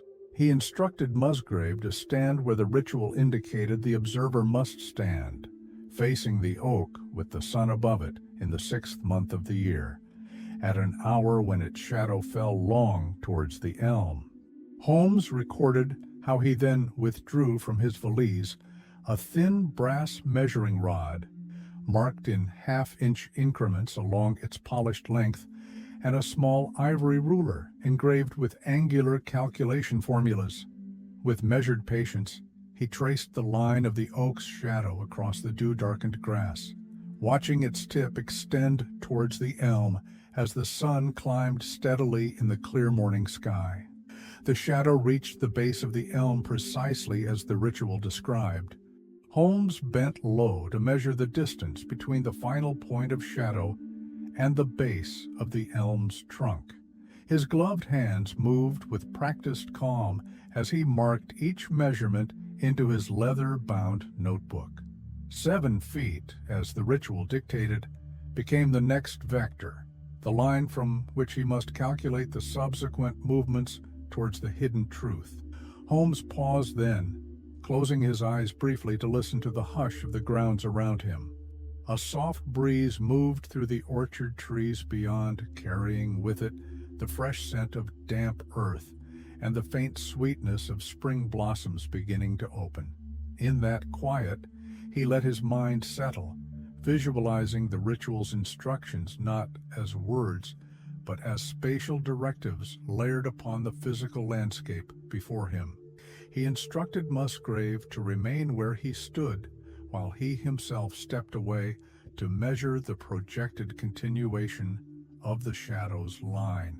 Holmes described how each step pressed lightly into the wet grass, leaving dark impressions that faded slowly as the blades rose again behind him. His breath clouded faintly in the cool morning air, and a single rook called from the high branches above, its voice echoing briefly across the silent lawn. When he reached the calculated distance, he paused and turned back towards Musgrave, his sharp eyes scanning the angles, the light, and the tree's positions with unwavering attention. He bent low again, brushing aside fallen twigs and early clover blooms to inspect the grass at his feet. The earth felt firm beneath his gloved fingertips, and the air there carried a faint mineral scent rising from the soil itself. Holmes wrote that in that moment he felt a quiet certainty settle within his chest. The ritual was no ceremonial recitation. It was an architectural and navigational cipher designed to lead the observer with unerring precision from the realm of light and tradition into darkness and hidden truth. He ended this portion of his account with a reflection Watson read twice, feeling its calm clarity expand within him like ripples across a still midnight lake. A riddle is merely a question asked without context. Give it place, give it time, and it becomes a map. Follow its lines with care, and it will reveal not mystery, but purpose. Watson closed the page slowly, exhaling into the gentle hush of dawn, filling Baker Street beyond the curtained windows. In his mind, he saw Holmes standing upon the dew-damp lawn, brass measuring rod in hand, his tall figure outlined against the pale rising sun as shadows drew their silent lines toward secrets long hidden within the quiet earth. Doctor. Watson turned the next page with a quiet sense of anticipation, the faint rasp of parchment beneath his fingers mingling with the soft ticking of the Baker Street mantel clock. Outside, dawn's light was deepening from pale silver to muted gold, casting long beams through the parted curtains and illuminating Holmes's words with calm clarity. Holmes wrote that as he stood there on the damp lawn, brass measuring rod in hand, he felt a silent resolve gather within him.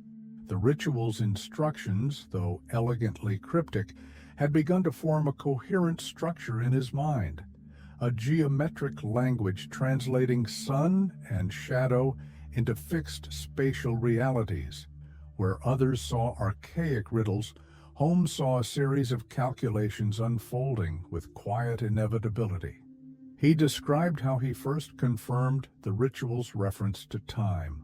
The line, "What is the month?" anchored his observation to June, but it was the line, "Where is the sun?"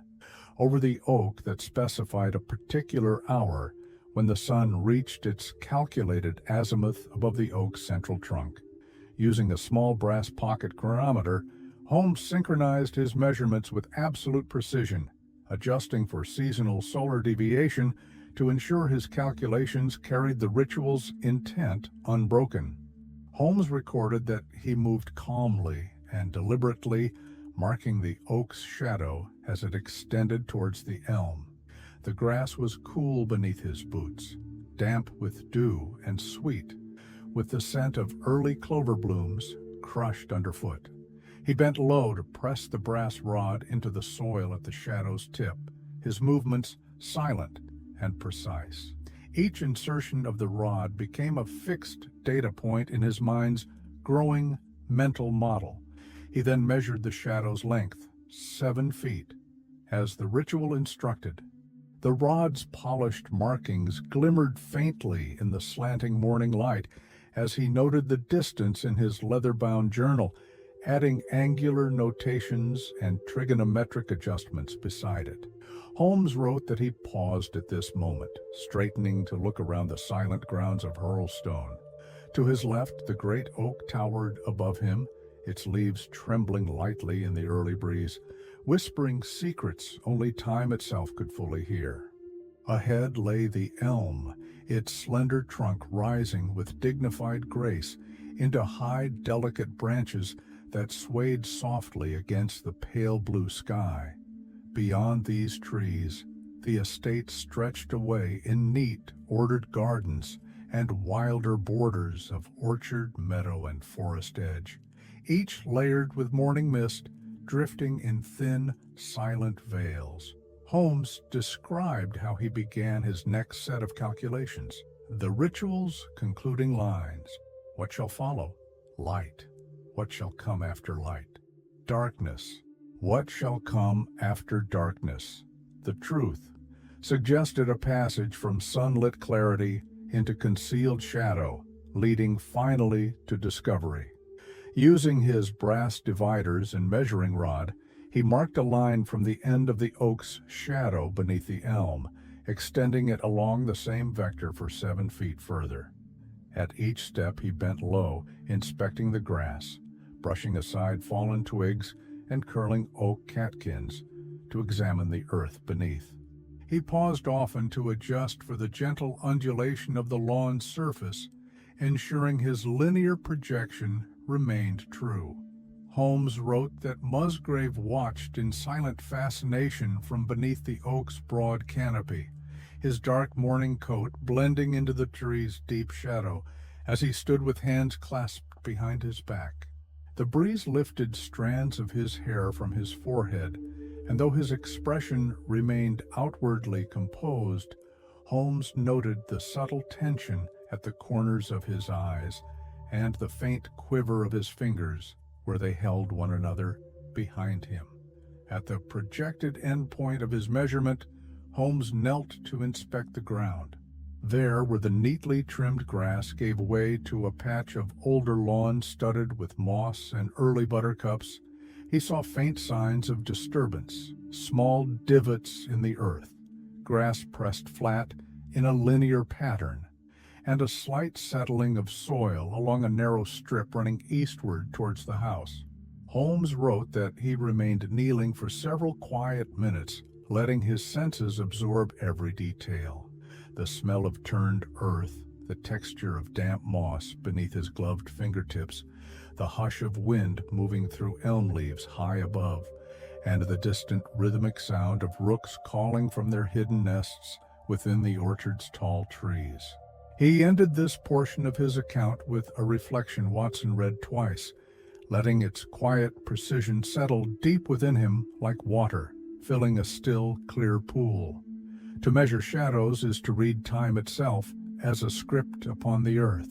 Where the sun writes its words, the truth lies waiting, hidden only from eyes untrained to see its lines. Watson closed the page slowly, exhaling as the Baker Street sitting room brightened around him with the strengthening light of dawn. In his mind, he saw Holmes kneeling upon the dew-damp lawn of Hurlstone, brass measuring rod in hand, his tall figure framed by ancient oaks and the silent house beyond, every movement revealing a layer of truth long concealed beneath ritual, shadow, and centuries of unspoken purpose. Dr. Watson drew a calm breath as he turned to the next page of Holmes's careful notes, feeling the quiet focus of dawn settling deeper around him. The lamplight glowed warmly against the rising daylight seeping through Baker Street's curtains, illuminating Holmes's words with a soft clarity that carried Watson further into the measured quiet of Hurlstone's lawns and shadows. Holmes wrote that once he had confirmed the precise position of the oak's shadow beneath the elm and measured its required 7 feet extension, he began his next task, determining the specific distances implied within the ritual's coded instructions. He described how he first reread the ritual in full, letting each word settle into his mind like a stone into still water, watching the ripples of meaning spread outward in silent logic. He noted that the ritual's structure moved deliberately from general, month, to specific, tree alignment, to quantitative, shadow length, before concluding with the conceptual passage from light to darkness, ending in truth. Holmes recorded that he began his calculations with systematic precision. Using his brass measuring rod, he marked the 7-foot length beyond the elm where the oak's shadow fell. At each foot, he paused to press the rod lightly into the soil, observing the firmness of the earth and noting slight differences in grass density, moisture retention, and root patterns beneath the thin green blades. Each observation, though seemingly mundane, carried meaning for Holmes, revealing subtle changes in the land's maintenance that hinted at less disturbed areas and concealed structures beneath. He wrote that Musgrave, standing a few paces away beneath the elm's arching branches, watched with a quiet intensity, his brow furrowed slightly and his dark eyes following Holmes's every movement.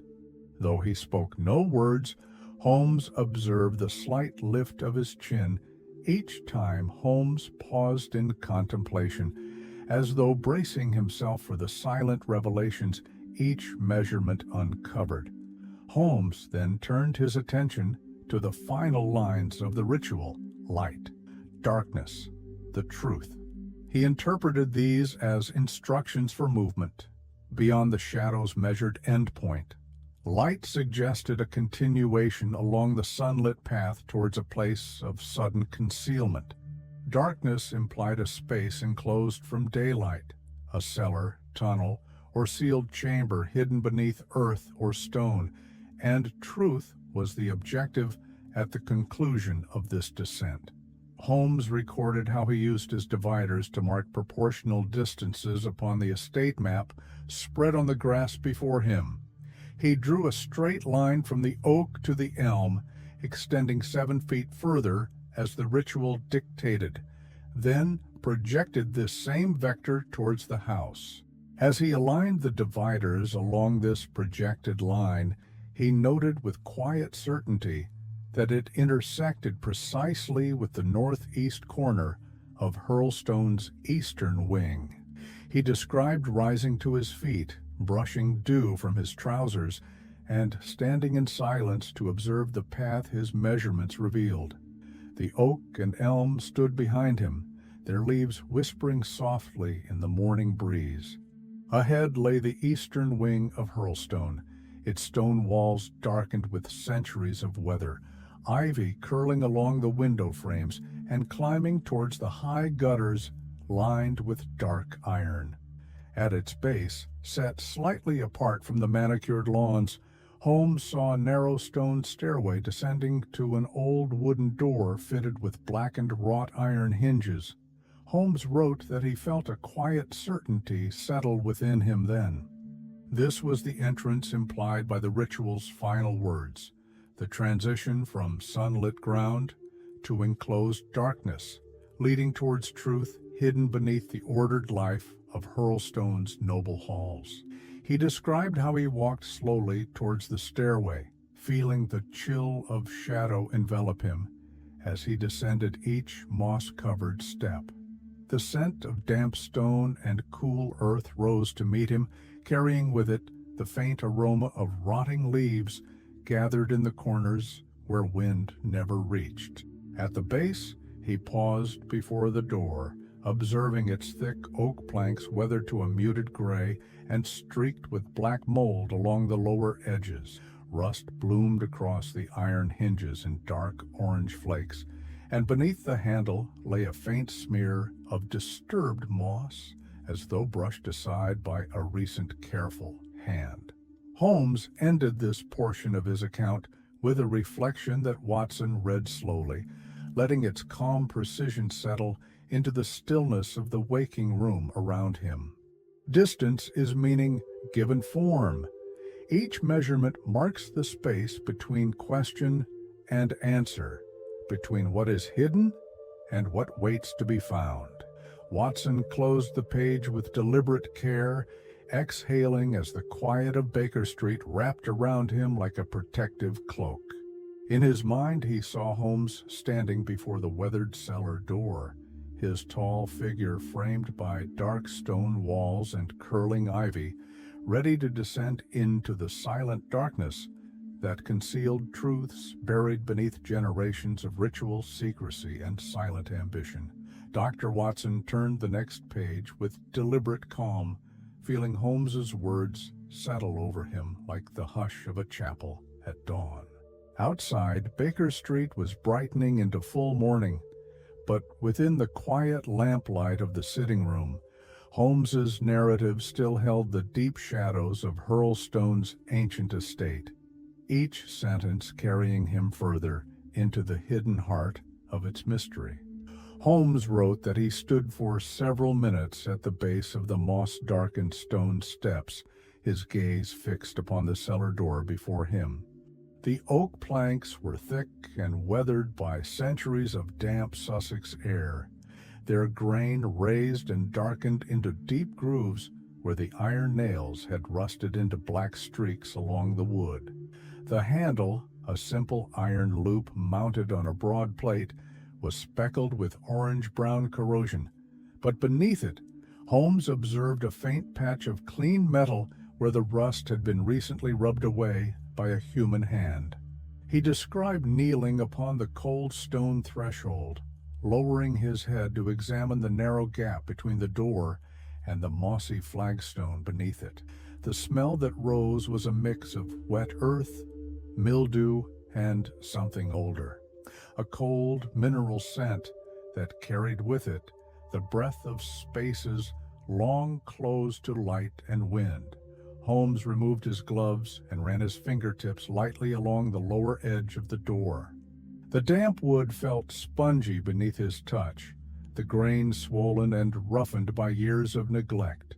Yet along one thin strip near the edge, he felt a smoothness where recent pressure had worn away softened fibers, leaving a faint, narrow groove.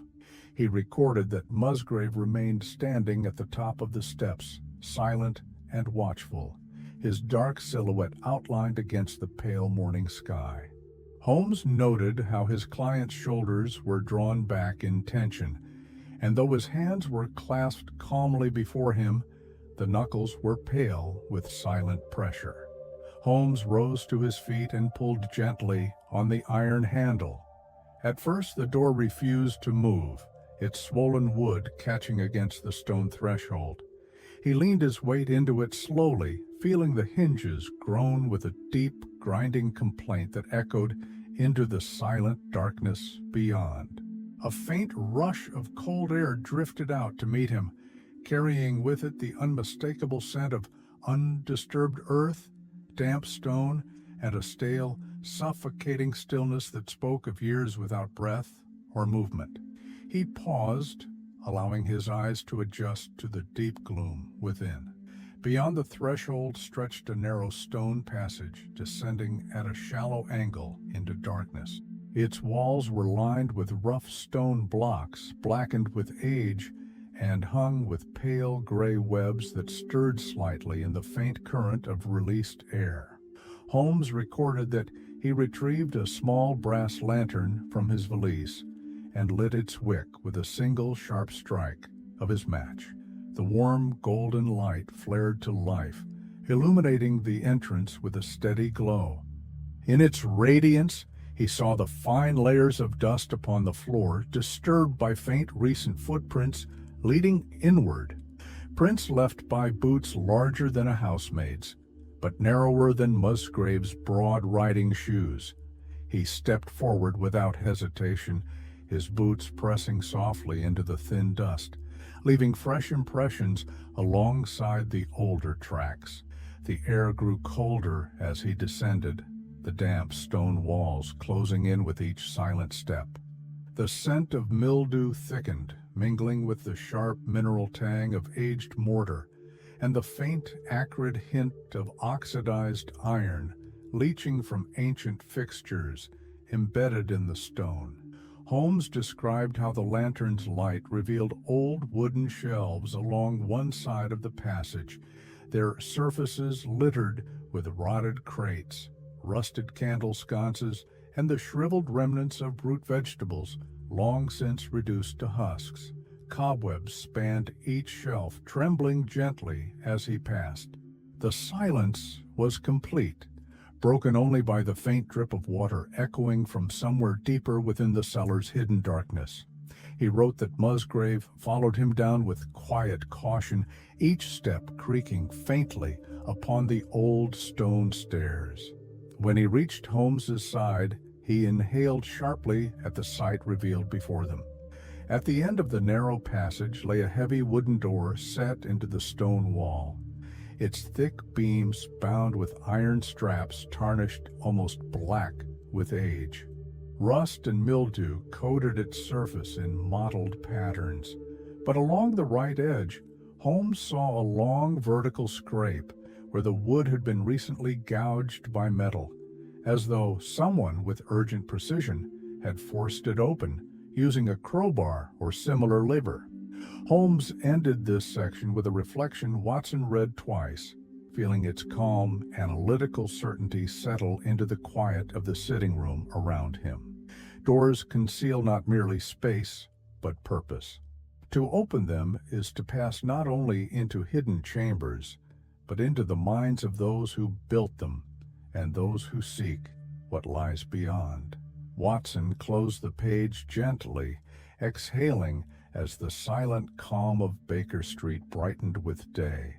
In his mind he saw Holmes standing before that ancient cellar door, lantern held high, its flickering light catching in his clear gray eyes as he prepared to reveal what generations had hidden in the silent darkness beneath Hurlstone's ordered lawns. Dr. Watson turned the next page, feeling Holmes's words draw him deeper into Hurlstone's silent, stone-bound darkness.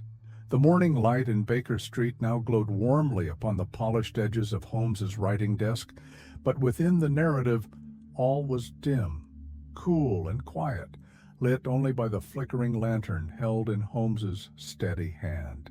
Holmes wrote that he paused for a long moment before the heavy cellar door, observing its iron bands, rusted hinges, and the narrow vertical scrape along the edge where a tool had recently forced entry. The smell of damp wood and old iron rose around him, mingling with the cold mineral breath of earth trapped for centuries beyond that threshold. He described how he pressed his palm lightly against the wood, feeling its swollen grain rough beneath his touch, softened by years of moisture seeping through stone walls. He listened closely, tilting his head to one side, and heard only silence beyond, a silence so complete it pressed against his eardrums with the heaviness of a held breath. Holmes turned the iron latch slowly. It gave way with a faint metallic creak, followed by the muffled groan of swollen wood shifting against its frame as he pulled the door inward. The lantern's glow spilled into the space beyond, revealing a small chamber lined with stacked stone walls, their mortar darkened to near black.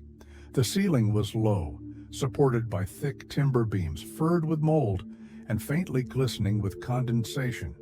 He described how Musgrave followed him in silence, stepping carefully over the raised threshold into the room. The air within was several degrees colder, carrying a sharp, earthy scent of decaying wood and the faint, sour bite of ancient iron. Holmes lifted the lantern higher, illuminating the floor. Rough stone slabs, laid unevenly, their surfaces worn smooth by centuries of damp and use. Holmes wrote that he moved slowly along the left wall, his eyes scanning each line of mortar, each fissure between the stones, each darkened knot of rotted wood where hooks and pegs once held long-forgotten tools or supplies. As he reached the far corner of the chamber, he paused, lowering the lantern to the floor. There, half concealed beneath fallen plaster and the curled remnants of rotted burlap sacking, lay an old iron ring fixed into one of the central stone slabs. He bent and brushed the debris aside with quiet precision, revealing the ring's rusted arc embedded into the slab. Its iron surface was pitted with corrosion, but the surrounding stone bore faint scratches and worn depressions, as though it had been lifted repeatedly over long-ago years. Holmes recorded how he turned to Musgrave, seeing the dim lantern light reflected in his client's dark, worried eyes. Without a word, Holmes grasped the ring firmly and pulled. At first, the stone resisted, its mass held fast by centuries of settling dust and compressed soil beneath. He adjusted his stance, braced his boots against the surrounding floor, and pulled again with steady, controlled force. Slowly, with a low grinding scrape, the slab began to shift upward, revealing a thin line of darkness around its edge as cold air spilled out from beneath it. Holmes paused, letting the stone rest for a moment upon its hidden supports, and lifted the lantern to illuminate the gap. A square opening appeared, roughly 3 feet across, descending into blackness, so deep the lantern's light could not touch its base. The air that rose carried the pungent, suffocating scent of enclosed earth, unmoving for years, a scent of damp stone, rotted wood, and something older, sharper, that Holmes recorded as faintly metallic and sour, like rust mingled with decay. He described how he lowered himself to his knees at the edge of the opening, holding the lantern out over the darkness. Its glow revealed the worn edges of rough stone steps descending at a steep angle, disappearing quickly into shadow. Along the walls, pale roots poked through cracked mortar, curling downwards like silent fingers reaching into the silent gloom. Holmes remained there in stillness, feeling the cold stone against his knees, the faint tremble of cool air rising from the trapdoor, and the quiet presence of Musgrave standing behind him, his breathing shallow with silent dread and anticipation. Holmes ended this section with a reflection Watson read twice, feeling its calm gravity expand within his chest as the Baker Street room brightened softly around him. Darkness conceals all things equally. Only when light is carried within does the hidden world reveal its silent truths. Watson closed the page slowly, exhaling as the warmth of morning touched his face. In his mind, he saw Holmes kneeling before the open trapdoor, lantern held steady over the silent descent, his clear eyes focused upon the darkness below, ready to uncover whatever secrets waited in the cold and ancient earth beneath Hurlstone's solemn stone halls. Dr. Watson turned the next page with quiet anticipation, the warmth of the morning filling Baker Street's sitting room. Yet within Holmes's narrative, all remained shadowed and silent. lit only by the wavering glow of his lantern descending into the hidden earth beneath Hurlstone. Holmes wrote that he paused at the edge of the trapdoor, studying the steep stone steps leading down into darkness.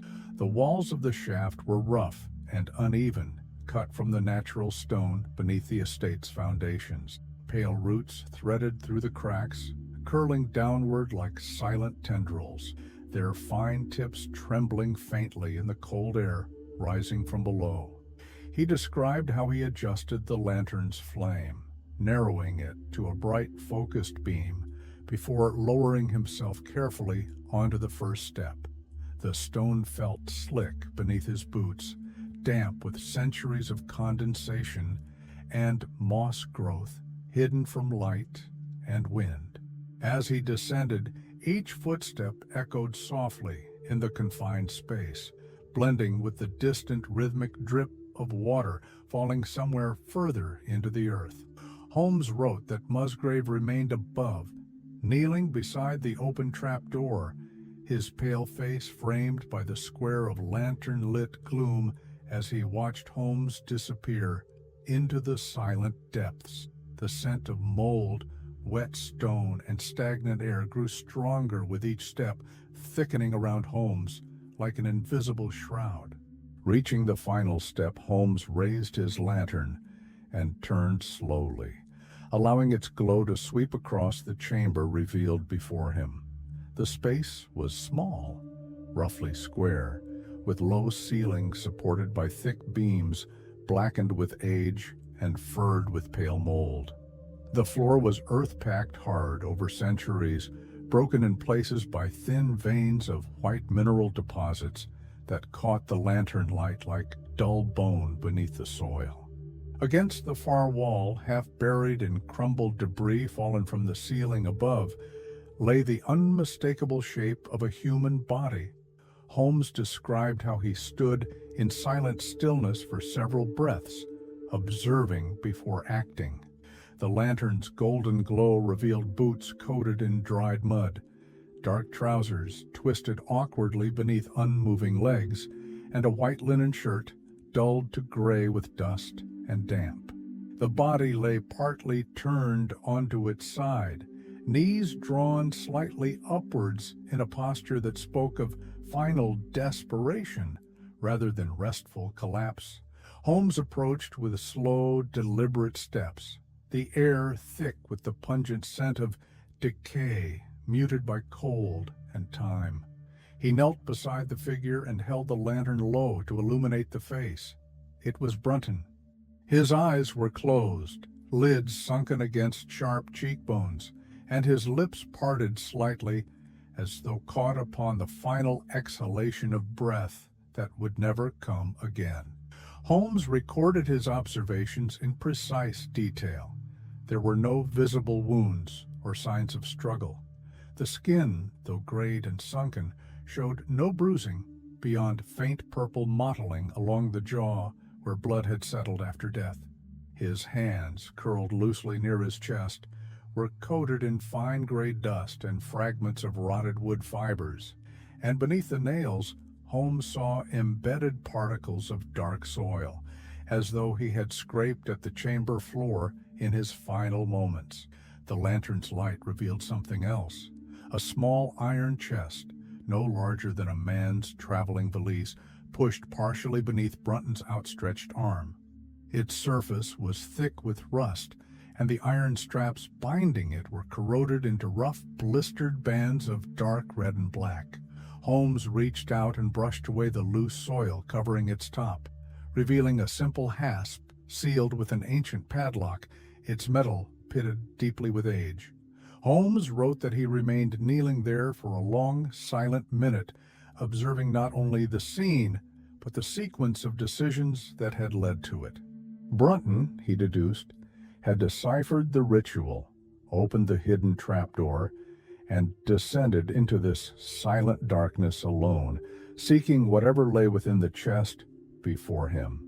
Yet he had not accounted for the airless confinement of the sealed chamber, nor for the silent finality of a trapdoor closed again above him, whether by accident or by a hand that intended it so. Holmes ended this section with a reflection Watson read slowly, letting its calm gravity settle deep within him as the morning quiet of Baker Street gathered around his chair. Greed blinds reason to its own constraints. In seeking what is hidden, a man must first ensure he carries with him the breath to return.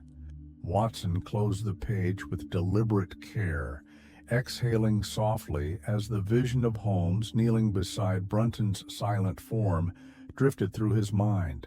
Lantern glow flickering across still features, cold earth, and the rusted chest that carried within it the truth of a ritual whispered down through centuries, now revealed beneath Hurlstone's solemn stone halls.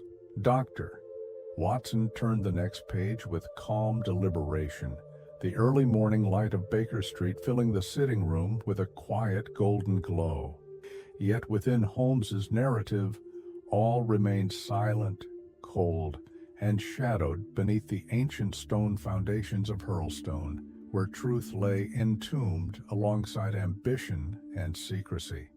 Holmes wrote that he remained kneeling beside Brunton's body for several minutes, allowing his observations to settle into reason before drawing conclusions. The lantern's glow revealed the pale, sunken features of the dead man, his dark hair matted with dust, his closed eyes sunk deeply into the hollows of his face. His expression bore no sign of pain or terror, only a final, silent resignation. Holmes described how he carefully examined Brunton's posture. His knees were drawn slightly upwards, shoulders twisted, as though he had turned onto his side to conserve warmth or seek breath within the shallow air. His hands lay curled near his chest, fingers half clenched in a final, unconscious grasp. The dirt beneath his nails, Holmes noted, spoke not of frantic clawing and panic, but of brief, fading efforts to disturb the cold earth when strength still remained. He examined the chest beside Brunton's body. Its rusted iron straps were intact, the padlock fixed firmly through the hasp. Holmes observed how Brunton's right hand lay outstretched toward it, fingertips grazing the pitted iron surface. This, Holmes deduced, revealed Brunton's final moments. Having deciphered the ritual and reached the hidden chamber, he had been faced with the final barrier of the locked chest. Whether by the ritual's design or by fate's indifference, the chest's lock prevented him from claiming his prize before the air within the chamber was exhausted. Holmes then turned his attention to the ceiling beams and stone walls of the room. The low chamber, no more than 4 feet in height, contained no ventilation shafts, grates, or fissures large enough to permit circulation. He noted the thin white mineral crusts lining the mortar joints, evidence of centuries of water seepage and mineral deposit, sealing the stones into an almost airtight barrier against the outer earth. Holmes described how he closed his eyes for a moment, breathing in the cold, stagnant air that filled the small room. Its sharp metallic tang carried the scent of mineral decay, rotted wood, and the faint sweetness of old mold. Breathing there, he felt a tightening in his own chest, the weight of air unrefreshed for decades, each inhalation taking a portion of the meager oxygen remaining in that confined space. He recorded his conclusion with calm finality. Brunton had suffocated. His death, Holmes wrote, was not an act of violence, but the inevitable consequence of an environment closed to the renewing breath of open sky and moving wind. Trapped within a sealed stone chamber with no airflow, the butler's life ended silently as the lantern's flame dimmed and the air thinned into invisible, lethal stillness. Holmes noted that Musgrave, who had descended partway down the steps, remained frozen in silent shock as Holmes explained his findings in measured, quiet words. Musgrave's gaze rested upon Brunton's body, his face pale beneath the flickering glow of the lantern. For several moments he spoke nothing, only breathing shallowly through parted lips, his eyes fixed upon the outstretched hand that never reached its intended prize. Holmes ended this section with a reflection Watson read twice, letting its calm gravity settle deeply into the quiet of the morning room around him. Death does not always come with violence. Often it arrives softly, carried upon silence, waiting in spaces where certainty blinds a man to his own mortal limits. Watson closed the page slowly, exhaling as the sounds of London waking drifted faintly through the curtained window. A milk cart rattling down the street, distant church bells tolling the hour, and sparrows chattering in the pale morning sun.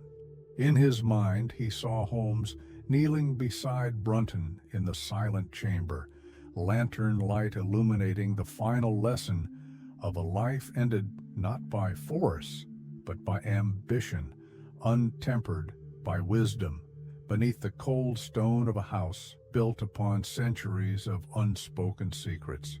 Dr. Watson turned the page with quiet deliberation, feeling Holmes's calm, measured words carry him deeper into the silent darkness beneath Hurlstone.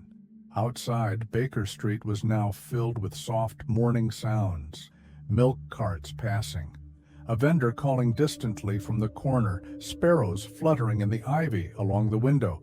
Yet within the narrative, all remained shadowed and heavy with secrets unspoken.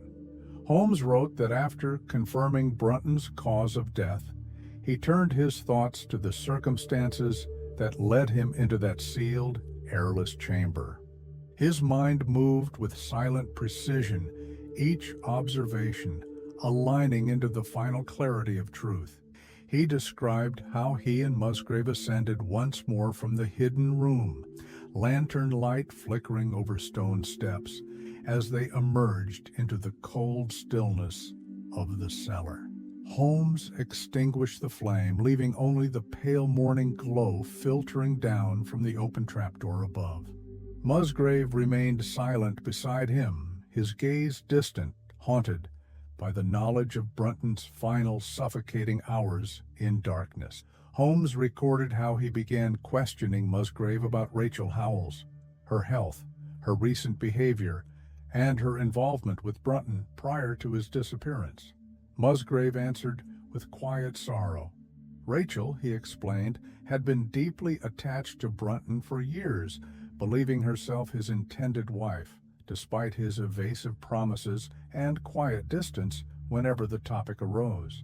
She was a woman of gentle spirit and unwavering loyalty, traits that left her vulnerable to the cold brilliance and polite indifference of Brunton's towering intellect.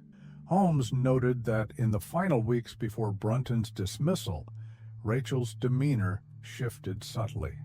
Though she performed her duties with flawless diligence, her eyes carried a constant faint redness, and her voice lost its natural warmth, becoming quiet and hollow. Other maids observed her lingering near the butler's pantry door as though listening for his voice, or pausing by the scullery window that overlooked the orchard path he often walked alone at dusk. Holmes described how Rachel's breakdown on the morning of Brunton's disappearance was not merely grief at his leaving, nor terror at his vanishing. It was the collapse of a mind burdened with knowledge too heavy to bear. Her silent trembling in her chamber, her whispered Welsh prayers, her violent hysterical tears, all were not the cries of ignorance, but the echoes of guilt and unbearable memory. Holmes wrote his conclusion with quiet certainty. Rachel Howells, in her silent, shattered grief, held the final key to Brunton's death. Brunton had deciphered the ritual, opened the trapdoor, and descended into the hidden chamber to claim the chest for himself. Yet someone had closed the trapdoor above him. Holmes deduced that Rachel, driven by betrayal, jealousy, and a grief sharpened into silent rage, had followed him that night. Watching from the shadows as he disappeared into the darkness, she had approached the trap door, placed her trembling hands upon the rough wooden surface, and sealed, with the quiet strength of a woman consumed by heartbreak, she had closed it. Holmes recorded how Musgrave, upon hearing this, turned away and pressed his hand to his mouth, his shoulders shaking with silent grief. He spoke no words, but the slow tears that welled in his dark eyes carried both sorrow for Brunton's final fate and for Rachel, a woman driven beyond reason by love, twisted into despair. Holmes ended this section with a reflection Watson read twice, feeling its quiet gravity settle into the warmth of the morning room around him. Love is no gentler a master than greed. It drives the heart beyond the boundaries of reason, leaving only silence where once dwelled hope. Watson closed the page with deliberate care, inhaling as the quiet of Baker Street filled with sunlight and the scent of early summer carried through the open window. In his mind, he saw Rachel Howells standing alone in the flickering lantern light above the trapdoor, her tear-streaked face pale with grief, her trembling hands pressing down upon the wood, sealing away the man who had broken her heart and unknowingly ending both their futures in one silent, irreversible choice. Doctor. Watson turned the next page, feeling Holmes's calm and deliberate prose gather around him like the quiet shadows of Hurlstone's ancient stone walls.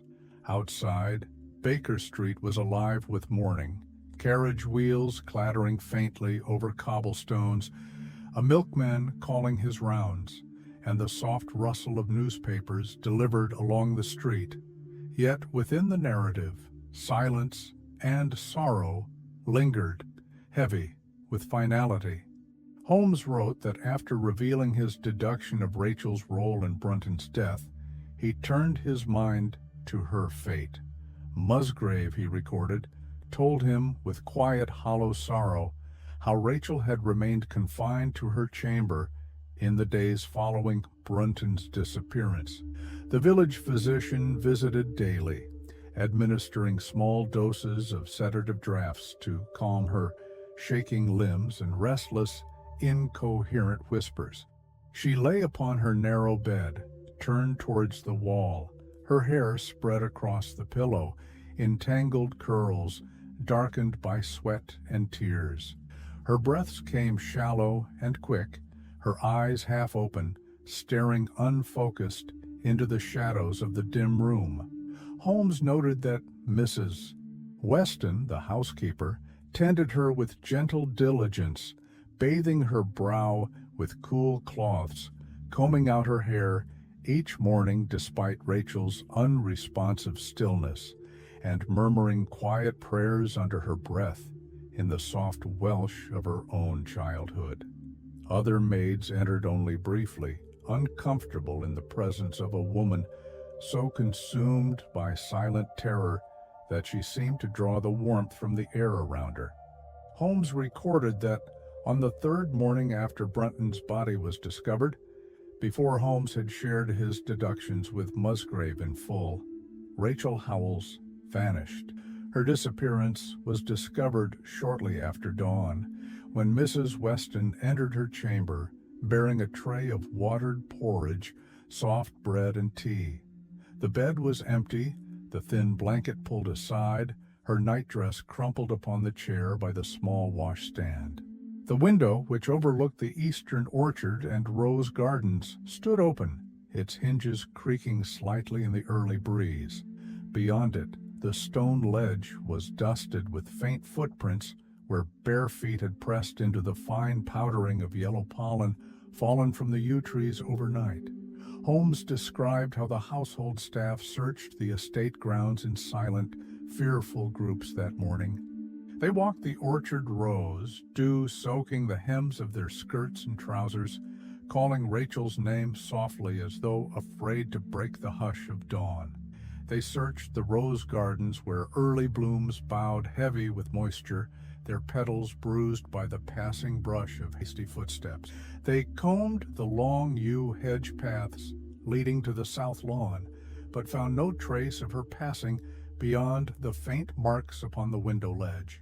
Later that day, Holmes wrote, a stable hand reported seeing a slight figure walking alone across the eastern meadow just before sunrise. She wore a pale shift that caught the early light, like mist drifting low upon the grass, her dark hair unbound and trailing behind her shoulders as she moved towards the marshlands bordering the estate's outer fields. The stable hand, too distant to call her back, thought her an early maid gathering herbs near the river reeds, and thought no more of it until her disappearance was known. Holmes recorded that Rachel was never seen again. In the days that followed, villagers searched the marsh banks and shallows, poking through sedge and tall reeds with long poles, but the slow brown waters revealed nothing. Her body, if taken by the quiet, sucking mud of the deep marsh pools, was never returned to the light of day. Holmes ended this section with a reflection Watson read twice, allowing its calm finality to settle into the silent morning around him. Some vanish into darkness by choice, others by fate. Yet for Rachel Howells, there remained no path back to the light once her heart stepped beyond forgiveness. Watson closed the page with deliberate care, hearing the quiet tick of the mantel clock blend with the distant murmur of London stirring into life. In his mind, he saw Rachel walking barefoot into the drifting gray mists of the marshlands, the pale dawn light upon her hair, each silent step carrying her further beyond the reach of a world that had left her heart shattered and her spirit lost within its shadows. Dr. Watson turned the next page with deliberate care, feeling Holmes's calm, methodical words surround him like the cool shadows of Hurlstone's ancient cellar. The morning light in Baker Street glowed warmly across his shoulder, yet within the narrative all remained hushed and dim, the lantern's glow illuminating truths buried for centuries beneath stone and silence. Holmes wrote that after Brunton's body had been respectfully removed from the underground chamber and laid within the stone-floored butler's pantry until arrangements could be made, he returned alone to the hidden room to complete his examination. Musgrave, he recorded, remained in the cellar above, seated upon an overturned crate, his head bowed into his hands as the quiet weight of sorrow and ancestral burden pressed heavily upon him. Holmes described how he lowered himself once more down the narrow stone steps, his lantern casting a golden circle of light across the damp earth floor. The walls of the chamber loomed close around him, their rough stones slick with condensation and laced with curling pale roots that probed through old mortar joints like silent fingers seeking air. He turned his attention to the small iron chest Brunton had died beside. Holmes described it in precise detail. It was no larger than a traveling valise, constructed of thick, hammered iron plates, bound by riveted straps, and fitted with a heavy hasp and padlock, corroded into a rough mass of dark rust. The chest itself sat within a shallow depression carved roughly into the earthen floor, its base half buried in damp soil and strewn with flakes of rotted wood from collapsed ceiling timbers above. Holmes knelt before it, running his fingertips lightly along its pitted surface. He felt the cold seeping through his gloves, carrying with it a silent echo of the centuries it had spent entombed in darkness, its purpose concealed by ritual known only to those long returned to dust. He recorded that along the chest's edges, faint engravings could still be discerned beneath the rust. delicate scrollwork and geometric patterns typical of late medieval English ironwork, worn now into faint ridges, barely catching the lantern's glow. Holmes wrote that in that moment, the purpose of the chamber resolved with complete clarity within his mind. The ritual was no riddle of spiritual enlightenment nor rite of passage alone. It was an encoded instruction designed to protect something hidden, preserving it across generations against loss, theft, or betrayal. The chamber itself was constructed as a final repository, sealed in darkness and silence, guarded by secrecy encoded within ritual language understood only by the bloodline that carried it forward. He deduced that the stone steps leading down to the trapdoor chamber were constructed not as a general storage cellar, but as a concealed stronghold, a secret vault to contain whatever was of greatest value to the Musgrave line. Its depth, structural isolation, and total lack of airflow all spoke to its intended permanence, creating a space where treasures, documents, or regalia could remain undisturbed by light, time, or human curiosity. Holmes observed that such a hidden chamber would have been constructed in times of civil instability, when noble houses concealed their fortunes and regalia from the threat of confiscation, rebellion, or siege. Its existence was preserved only within the ritual's carefully coded language, ensuring that even descendants of the house would remain unaware of its location without full knowledge of its precise interpretation. He ended this portion with a reflection Watson read twice, feeling its calm gravity settle into the quiet warmth of the Baker Street sitting room around him. Secrecy is the final defense of legacy. What is hidden endures beyond time, but only if the knowledge of its concealment survives equally unbroken. Watson closed the page slowly, hearing the faint clink of cups from Mrs. Hudson laying tea in the kitchen below.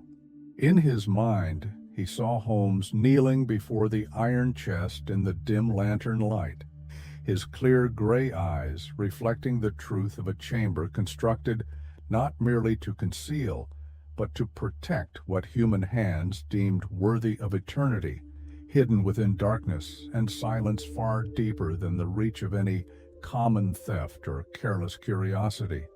Dr. Watson turned the next page with steady calm, feeling Holmes's words draw him further into the silent shadows beneath Hurlstone.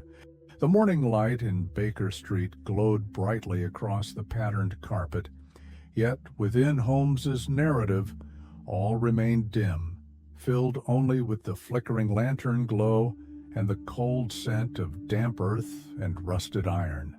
Holmes wrote that once he had finished his examination of the chest's exterior, he rose from his kneeling position and walked back along the narrow chamber to retrieve his valise. Within it, he carried a set of precision lock-picking tools housed in a small oak case, lined with blue velvet, instruments of slender steel forged for delicate mechanical work and honed by years of careful practice. Holmes described how he unrolled the velvet case upon the lantern-lit floor, each polished tool catching faint golden highlights as he selected the picks and tension rods he required. He knelt once more before the chest, the cold air of the chamber wrapping around him like a silent warning of the centuries that had passed since this lock last yielded to human hands. The padlock was thick, its shackle coated in crusted rust, its keyhole dark with packed dirt and mineral corrosion. Holmes brushed away the debris with a fine brass brush, working patiently until the outline of the lock's inner chamber emerged from beneath the blackened grime. Holmes described how he inserted the tension rod first, feeling for resistance and subtle spring. The metal groaned faintly as he worked, each movement echoing softly within the narrow stone walls. His fingers moved with silent precision, guided by touch and practiced memory rather than sight, reading the inner structure of the lock as one reads silent letters upon a page. For several minutes, the only sounds were the faint scrape of metal upon metal and the slow drip of water falling somewhere in the chamber's darkness. At last, with a muted click that seemed almost inaudible against the quiet, the lock yielded. Holmes recorded the slight easing of tension within his chest as he removed the pick and turned the shackle free. Rust flaked away in silent flakes as he pulled the padlock from its hasp and set it aside upon the dirt floor, its weight heavier than expected, its history dense with centuries of silent duty. Holmes paused before lifting the chest's lid. He described how he inhaled deeply, feeling the cold, mineral-rich air fill his lungs as he braced himself for the knowledge that would soon emerge from the darkness within. Then, gripping the iron handle set into the chest's top edge, he lifted it slowly. The hinges gave way with a low groan, releasing a faint gust of stale, trapped air carrying the scent of rotted wood, tarnished metal, and something older, the dry, hollow scent of centuries sealed away from light and life. As the lantern's glow fell into the chest, Holmes observed its contents in silent, measured detail.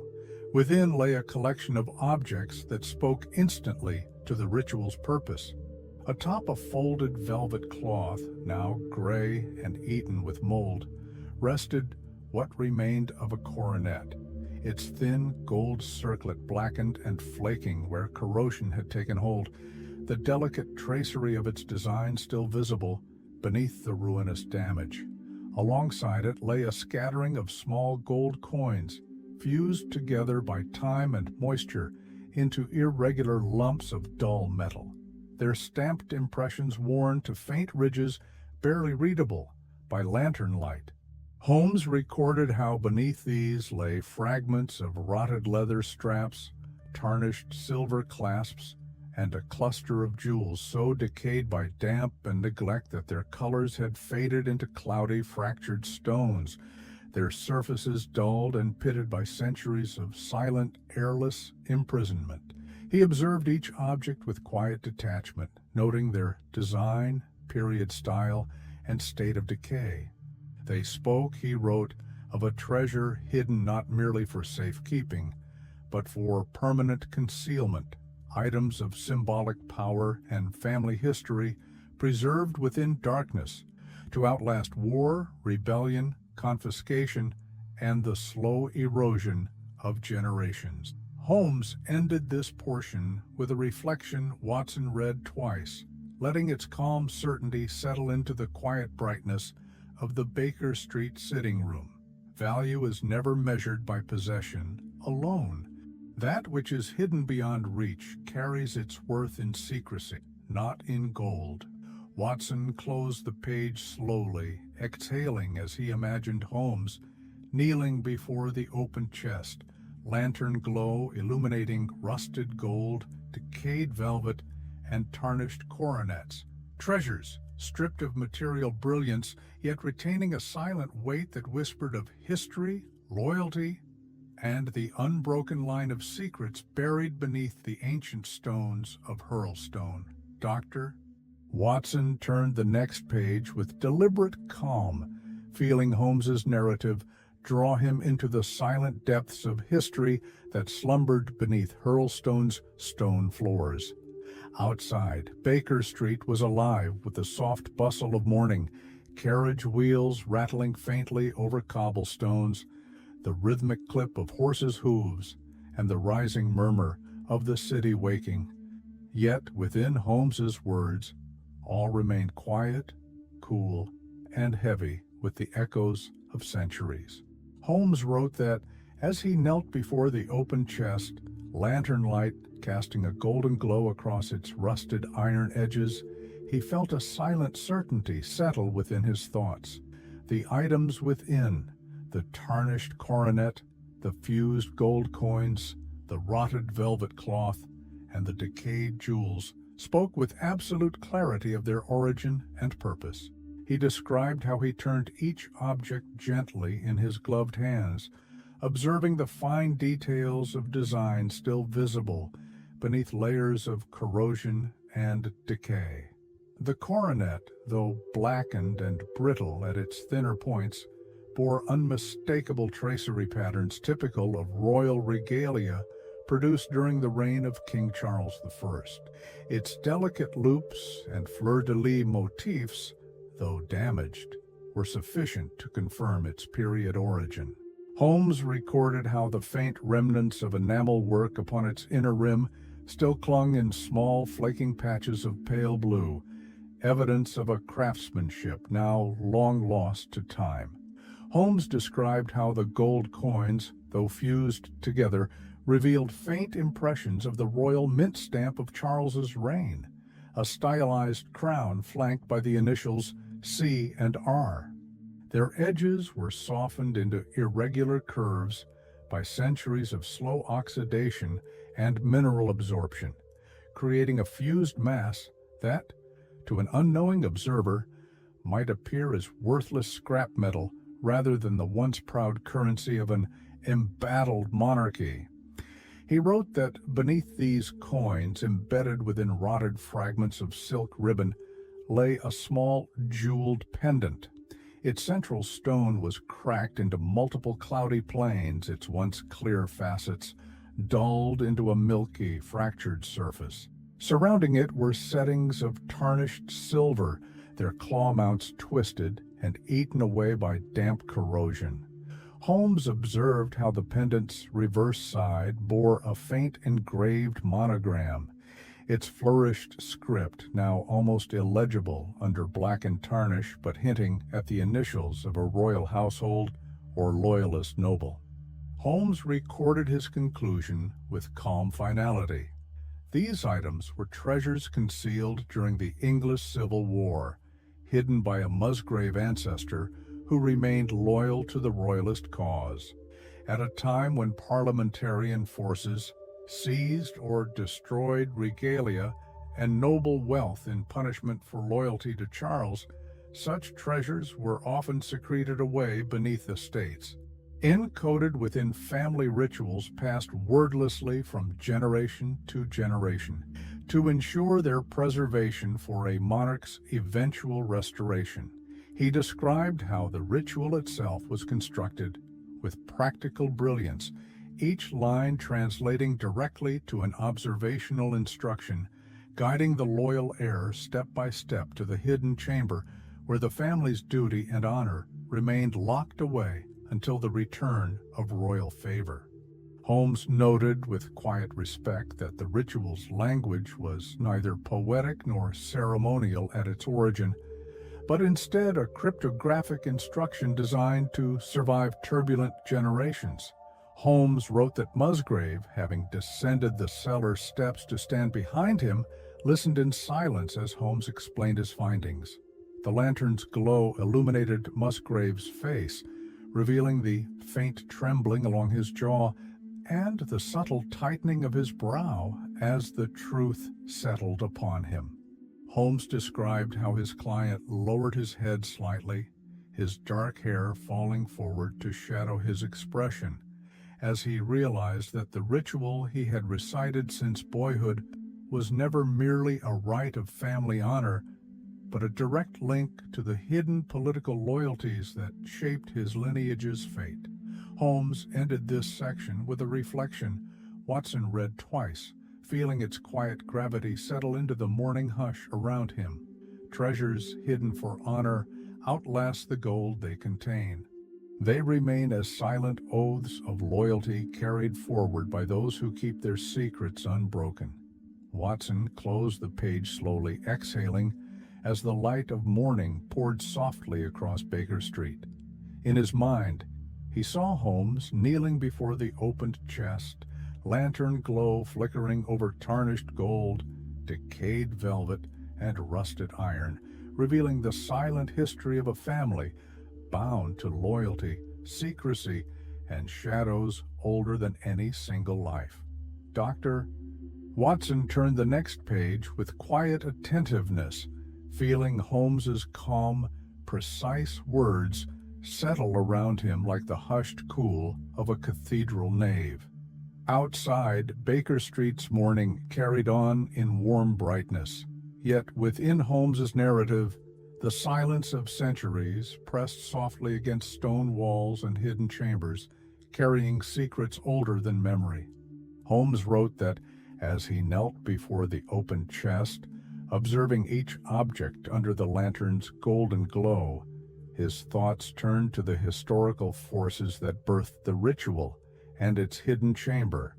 He recorded with clear precision how these artifacts bore testimony not only to the Musgrave family's wealth, but to a time of political chaos and silent allegiances that shaped the very structure of the English nation. He described how, during the reign of King Charles I in the early 1700s, the monarchy faced fierce rebellion from parliamentarian forces under Oliver Cromwell. Families of noble birth who remained loyal to the crown risked their lives and fortunes for their king, often concealing regalia, coinage, and household treasures to prevent confiscation by occupying armies or local militias. Estates like Hurlstone, Holmes observed, became silent vaults of royal loyalty, their secret chambers constructed not for convenience, but for the survival of a monarch's legacy should defeat turn permanent.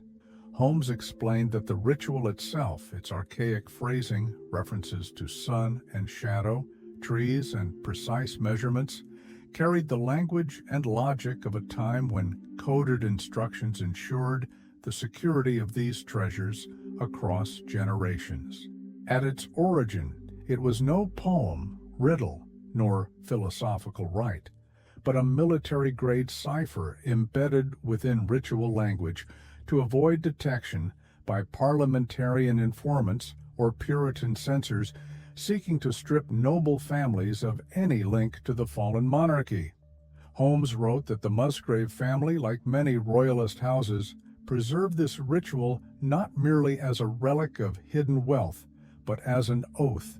Each generation recited its words in solemn repetition, carrying forward a silent promise of loyalty to a king long dead and a cause long defeated, yet alive within the whispered lines of oak, elm, shadow, and truth.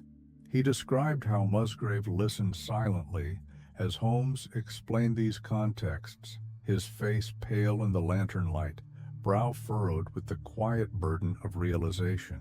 The ritual he had known since boyhood, recited with reverence at coming of age, was no abstract rite of family honor. It was a direct tether to civil war, royalist resistance, and the silent political danger that defined his lineage's earliest fate. Holmes recorded how he observed the change within Musgrave in that moment. His client stood straighter, though his shoulders trembled faintly beneath his dark morning coat. The knowledge pressed upon him both pride and sorrow.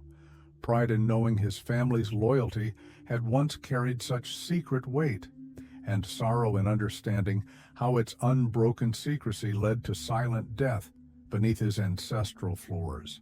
Holmes ended this portion with a reflection Watson read twice, feeling its quiet insight settle into the morning stillness around him. History is not buried by time alone. It remains hidden within the words we repeat, without knowing, waiting patiently for understanding to reveal the shadows cast by those who lived before us. Watson closed the page slowly, inhaling as the gentle warmth of Baker Street's hearth carried the faint scent of coal smoke and morning tea. In his mind he saw Holmes standing within the dim cellar, lantern glow illuminating Musgrave's pale, thoughtful face, as generations of silent loyalty and unspoken truths passed quietly between them in the hush of stone and shadows beneath Hurlstone's ancient halls. Dr. Watson turned the next page with calm deliberation, feeling Holmes's words draw him further into the silent shadows of Hurlstone's hidden chamber.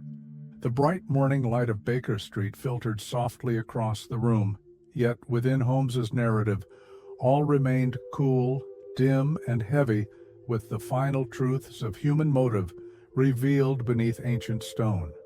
Holmes wrote that after examining the contents of the chest and explaining their historical significance to Musgrave, he turned his thoughts to Brunton himself, the man whose quiet brilliance and silent pride had driven him to this final, suffocating end. Holmes described Brunton as a man of considerable intelligence, educated far beyond the expectations of his position. His knowledge of languages, mathematics, and history, combined with a disciplined demeanor and calm self-possession, set him apart from other household staff. Yet these qualities carried a hidden flaw. Holmes observed that Brunton possessed intelligence untempered by humility, an inward certainty that his superior mind entitled him to knowledge, secrets, and rewards kept from others. Holmes recorded that as he pieced together Brunton's final actions, he saw the pattern of greed emerge in silent inevitability. The butler, having deciphered the ritual, chose to pursue its truth alone. His decision to explore the chamber at night in secrecy revealed a mind driven not by curiosity alone, nor by the scholarly pursuit of hidden knowledge, but by a desire to claim for himself what he believed his intellect had earned. Holmes described how Brunton's preparations were thorough, yet flawed by haste. He brought the necessary lantern, rope, and crowbar to force the chest's lock. He descended into the darkness with confidence, certain his plan would yield him riches he could carry away under cover of night, leaving Hurlstone behind for a future shaped by wealth acquired through silent genius. Yet Holmes noted that in this final choice lay Brunton's fatal miscalculation. Consumed by greed and the silent triumph of his own cleverness, he failed to consider the structural truth of his environment. The sealed trapdoor chamber, constructed as a vault to protect against siege and confiscation, contained no ventilation or secondary exit.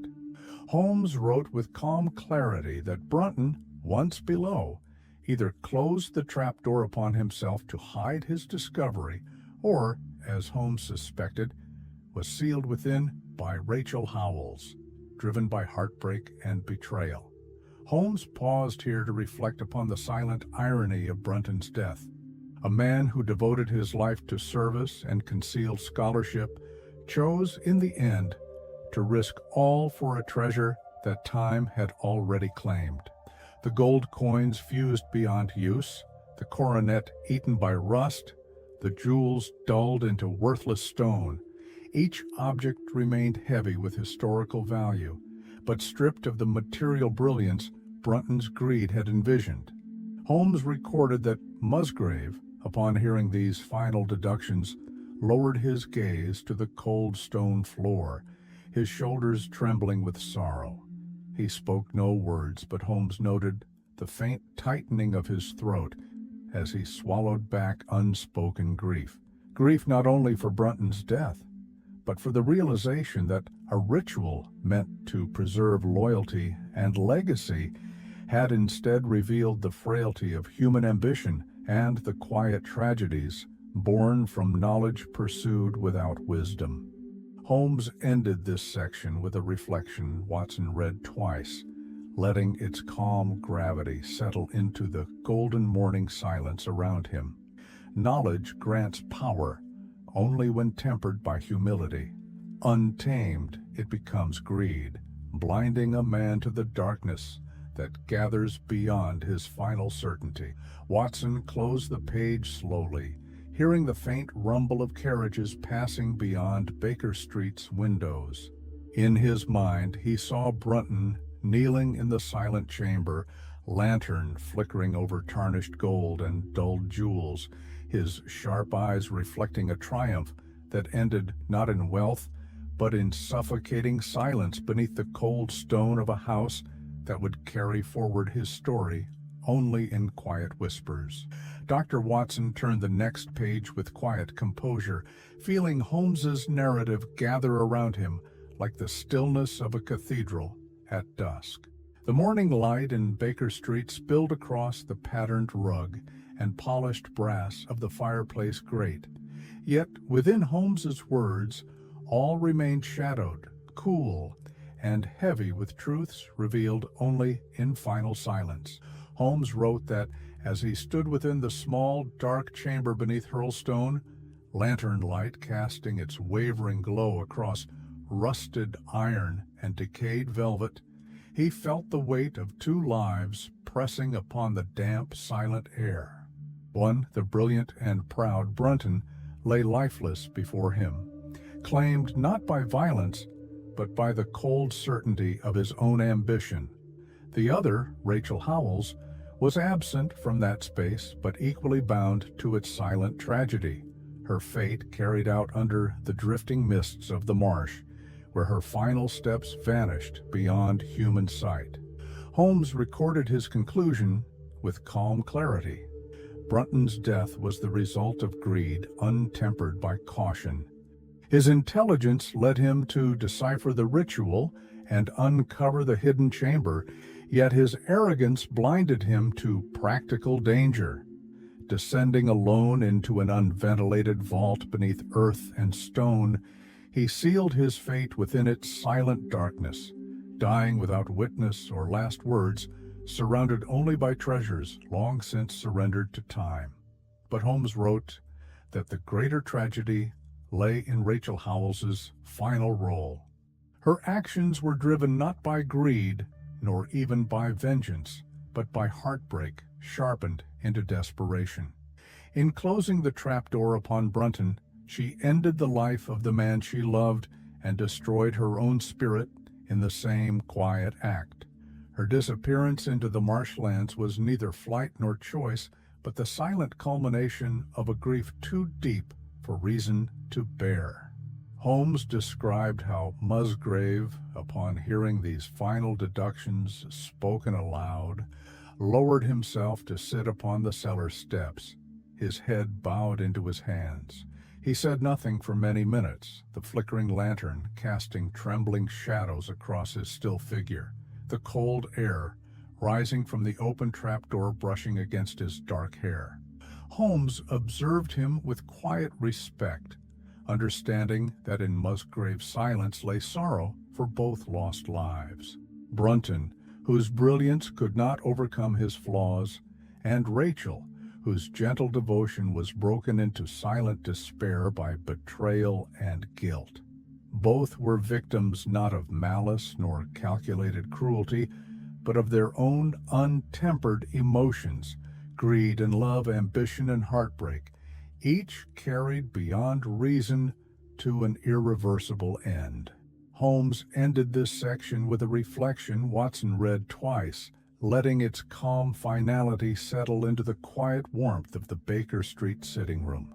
Tragedy does not always roar with violence. Most often it arrives quietly, carried by human choices made in shadows, leaving only silence where hope once dwelled. Watson closed the page with deliberate care, exhaling as the sounds of morning drifted faintly through the window, the distant clip of horses' hooves, the muffled call of a newsboy on the corner, the quiet rattle of breakfast crockery from Mrs. Hudson's kitchen below. In his mind he saw Brunton's lifeless form beneath the cold stone, and Rachel walking alone into the gray dawn marsh, two souls forever bound in silent tragedy beneath a ritual recited for centuries, its meaning hidden from those who spoke it. Dr. Watson turned the next page with quiet care, feeling Holmes's narrative settle around him like the hush of dusk falling over quiet fields. Outside, Baker Street was alive with the brightness of mid-morning, wheels rattling over stones, the faint whistle of a newsboy echoing between buildings, and the distant tolling of church bells. Yet within Holmes's words, all remained calm and shadowed beneath the weight of sorrow and truth. Holmes wrote that after the discovery of Brunton's body and the explanation of Rachel Howells's disappearance, Reginald Musgrave remained silent for a long while. Holmes described how Musgrave stood in the stone cellar, his head bowed slightly, eyes fixed upon the open trapdoor at his feet. The lantern's flickering light illuminated the quiet grief in his expression, a grief deeper than horror or fear, carrying the weary stillness of a man forced to see the shadows of his own legacy. Holmes recorded that when Musgrave finally spoke, his voice was calm but unsteady. He said he felt no anger towards Brunton despite the betrayal. Instead, he felt regret. Regret that a ritual passed down as tradition became a riddle to tempt prideful curiosity. Regret that Rachel Howells's gentle spirit was broken by grief into silent madness. Regret that his family's secret, guarded for centuries as a symbol of loyalty and honor, had become the silent cause of two needless deaths beneath the same stone floors that held their ancestors' silent footsteps. Holmes described how Musgrave sank onto the cellar step, his hands clasped loosely between his knees, the flickering lantern glow casting soft shadows across the pale stone walls. He sat there in quiet stillness, his breathing shallow and controlled, each exhale a faint mist in the cold cellar air. Holmes wrote that in Musgrave's silence lay no self-pity, only a calm acceptance of sorrow, woven from his family's history and the human flaws of those around him. Holmes recorded that Musgrave asked him only one question as they sat together in that silent chamber: whether the ritual should be destroyed, its words burned so that no future generation would risk repeating these quiet tragedies. Holmes replied that while he could not decide for Musgrave, he believed the ritual carried a truth that extended beyond gold or secrets. Its words spoke of loyalty and sacrifice, shadows and light, reminding those who recited them that knowledge is never neutral. It carries consequences shaped by the hearts of those who seek it. Holmes ended this portion with a reflection Watson read twice, feeling its quiet wisdom settle into the stillness around him. Regret is the echo left behind when wisdom arrives too late. Yet within its silence lies the hope that what is past in shadows may teach those who walk in light. Watson closed the page slowly, inhaling as the quiet of Baker Street wrapped gently around him. The scent of coal smoke, the soft warmth of morning sun upon the carpet, the distant rattle of iron wheels along the street below. In his mind, he saw Musgrave sitting alone upon the cold stone step, lantern light flickering across his pale, thoughtful face, as the silent truths of family, loyalty, and loss settled upon him like the quiet dust of centuries gathering upon hidden treasures beneath Hurlstone's ancient halls. Dr. Watson turned the next page with silent attentiveness, feeling Holmes's narrative settle around him like the hushed stillness of early evening descending upon quiet English fields. Outside, Baker Street remained bright with late morning light, yet within Holmes's words, all was calm, shadowed, and heavy with the unspoken truths of human nature revealed beneath Hurlstone's ancient stones. Holmes wrote that after Musgrave's quiet confession of regret, they ascended from the cellar in silence, leaving the opened chest and the now empty hidden chamber behind. The narrow stone steps rose before them, dimly lit by the wavering glow of the lantern, each step echoing faintly with their careful footfalls. Holmes described how, as he walked, his thoughts moved with calm precision, reviewing each observation and deduction that had led him to the truth of Brunton's fate. He reflected on the ritual itself, its archaic language concealing navigational instructions with elegant simplicity. He noted that its construction revealed not only the practical brilliance of its original author, but also the enduring human tendency to conceal meaning beneath words repeated without understanding. Holmes wrote with quiet clarity that observation alone unlocked the ritual's purpose, to see not merely what lay before him, but what each word, each distance, each shadow implied beyond its surface phrasing. Holmes described how in Brunton he saw the peril of intelligence untempered by disciplined observation. Brunton's knowledge enabled him to decode the ritual, yet his blindness to practical realities, the structural confinement of the chamber, the absence of ventilation, and the human consequences of secrecy, sealed his fate within silent darkness.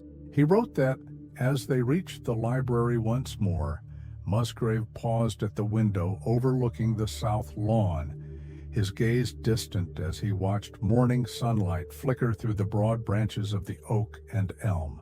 Holmes remained silent beside him, understanding that in Musgrave's thoughts lay the same truth. Knowledge, stripped of wisdom and careful observation, becomes danger disguised as triumph. Holmes recorded his final conclusion with quiet certainty. Every deduction he made, every truth revealed, was grounded not in brilliance alone, but in disciplined, structured observation. Seeing clearly the exact angle of a shadow, the faint groove in a lock, the single disturbed thread in an otherwise perfect scene, was the method by which he brought order to human chaos. Holmes ended this portion with a reflection Watson read twice, feeling its calm, steady wisdom settle deeply into his chest. The value of observation lies not in revealing what is hidden, but in understanding what is seen. For within each silent detail rests the unspoken truth of all human life. Watson closed the page slowly, exhaling as the quiet of Baker Street surrounded him, like a warm, protective cloak. In his mind, he saw Holmes standing within Hurlstone's dim library, eyes half closed in calm focus, each detail before him revealing its silent place within a larger pattern understood only by minds trained to see beyond the surface of words and shadows. Dr. Watson turned the next page with calm, focused anticipation, feeling Holmes's words flow over him like the quiet ripple of a slow-moving river beneath dawn mist.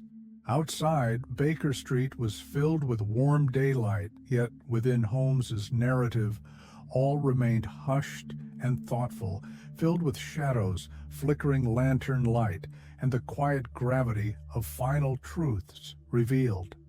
Holmes wrote that upon returning to Baker Street after resolving the Musgrave ritual, he recounted the entire case to Watson over the course of a long, silent evening.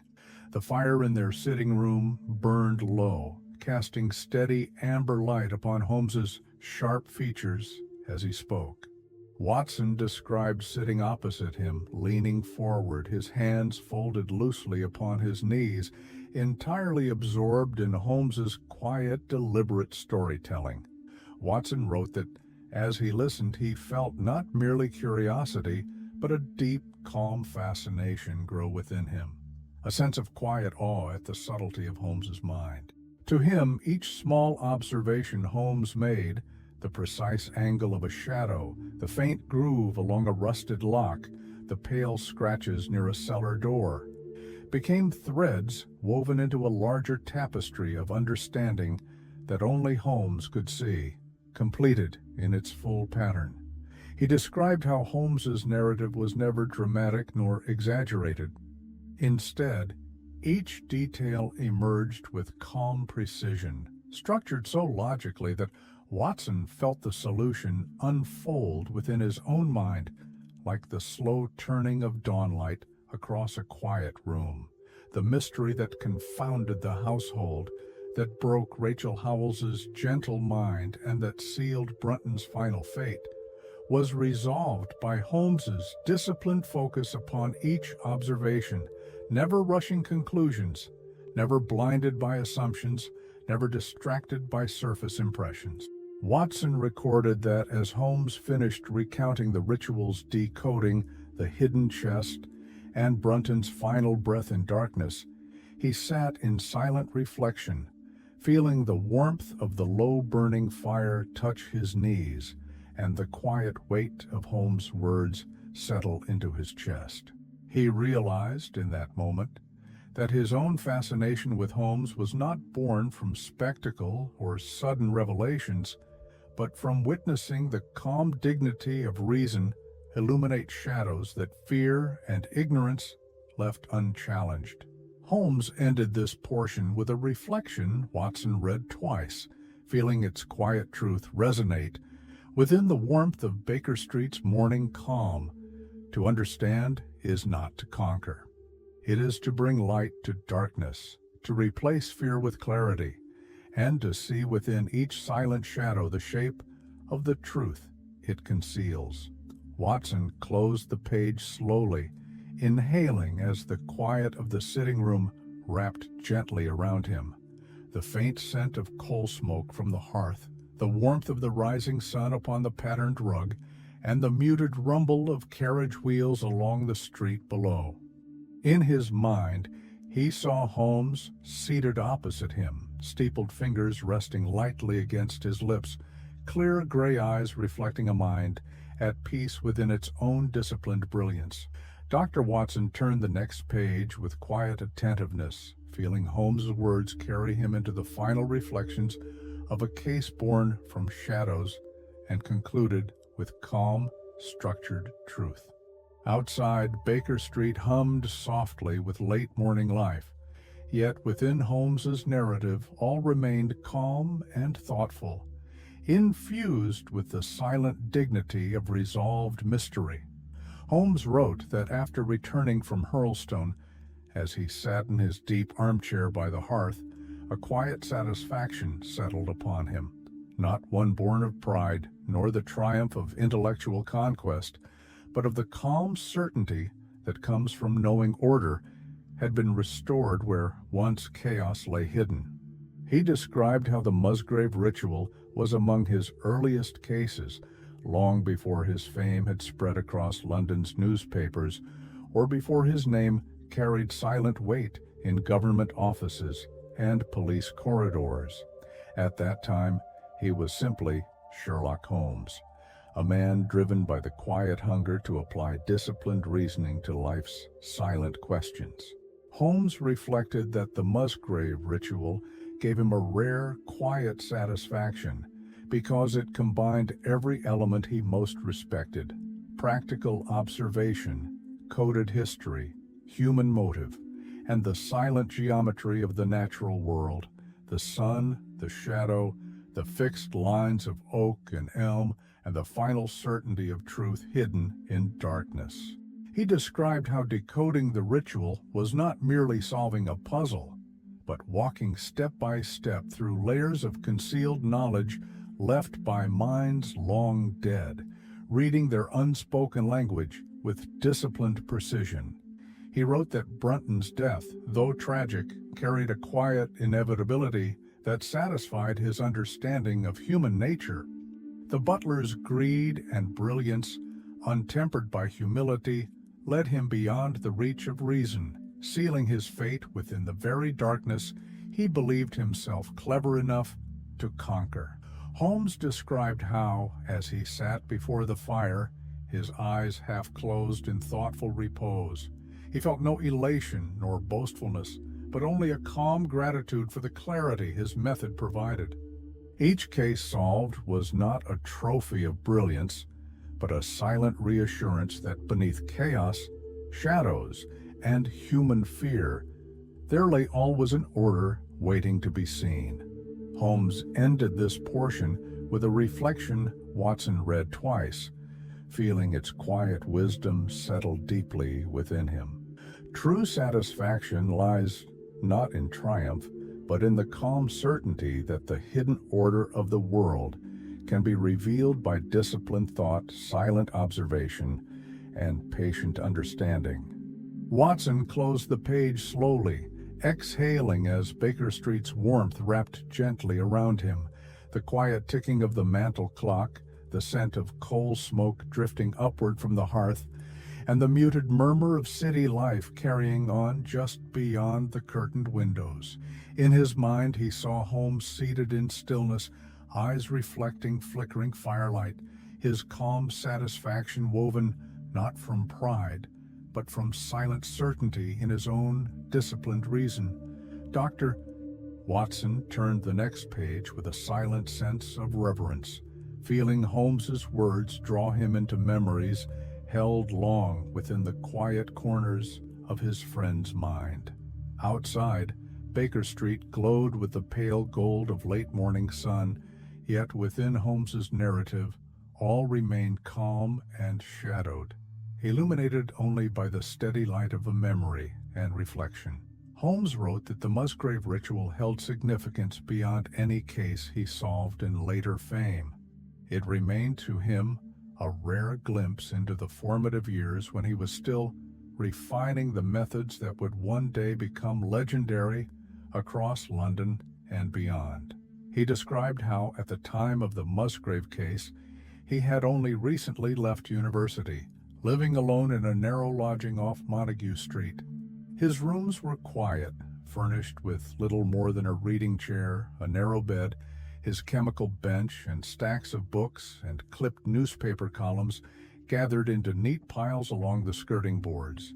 Holmes recalled how he spent his days reading criminal history, medical treatises, and legal records, dissecting each case to extract patterns of behavior, error, and unspoken motive.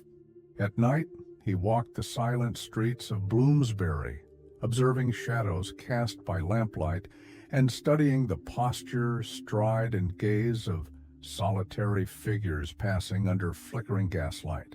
Holmes wrote that when Reginald Musgrave visited him in those early years, it was one of the first times his methods were tested against a mystery grounded not in modern crime, but in ancient tradition and hidden family history. In decoding the ritual, he felt a quiet affirmation that his path was not mere curiosity, but disciplined reasoning applied to human life in all its complexity, from greed and betrayal to loyalty, sorrow, and historical secrecy. He described how, after resolving the case, he returned to his narrow Montague Street room and stood for a long while before the tall, dust-fogged window, watching dawn gather pale silver across the rooftops. In that silent hour, he felt neither exhaustion nor restless elation, only a calm certainty that his life's work had taken root with unshakable purpose. Holmes ended this portion with a reflection Watson read twice, feeling its quiet humility settle into his chest like a steady flame burning in the darkness. We are shaped not by triumphs alone, but by each quiet moment when certainty rises within us, revealing the path our lives are meant to walk. Watson closed the page slowly, exhaling as the warmth of Baker Street gathered around him, the ticking of the mantel clock blending with the soft hush of morning beyond the curtained window. In his mind he saw Holmes standing alone in his early rooms, dawn light catching upon the edge of his sharp profile, clear gray eyes reflecting a mind awakening into purpose before the world ever knew his name. Dr. Tichot. Watson turned the final page with deliberate calm, feeling Holmes's concluding words settle around him like the fading notes of a quiet evening hymn. Outside, Baker Street lay bathed in late morning warmth, yet within Holmes's narrative all remained still, thoughtful, and filled with the silent dignity of truths revealed and lessons carried forward. Holmes wrote that in all his years of practice, with cases ranging from state espionage to murder born of jealousy, few left as enduring an impression upon his mind as the Musgrave ritual. Its legacy, he reflected, lay not in public acclaim nor in dramatic rescue, but in the silent elegance of its structure and the layered humanity woven within its outcome. He described how the ritual blended practical geometry, coded instruction, and historical loyalty into a single sequence of words passed down across centuries. Each question and answer carried not only meaning for navigation, but an unbroken thread linking Musgrave ancestors through times of peace, rebellion, triumph, and quiet decay. It was a ritual created to protect, later recited in reverence without understanding, and finally decoded by a mind willing to see each word as a silent coordinate within a larger map of human truth. Holmes recorded that its tragedy lay in what it revealed of human nature. Brunton, whose brilliance decayed into greed, Rachel Howells, whose love decayed into despair, and Musgrave, who carried forward the burden of a family secret now shadowed by sorrow. Yet within this tragedy lay its enduring wisdom that knowledge, like loyalty, carries weight beyond what is visible, shaping lives far beyond its original purpose. Holmes wrote that, for him, the ritual stood as a reminder of the calm, disciplined method upon which his life's work was built. It was among the first tests of his observational reasoning, shaping his quiet confidence that truth could always be revealed when words, shadows, and silent human choices were read with structured care. He ended his narrative with a reflection Watson read twice, letting its quiet dignity settle deeply within him as the morning warmth gathered across Baker Street's patterned rug.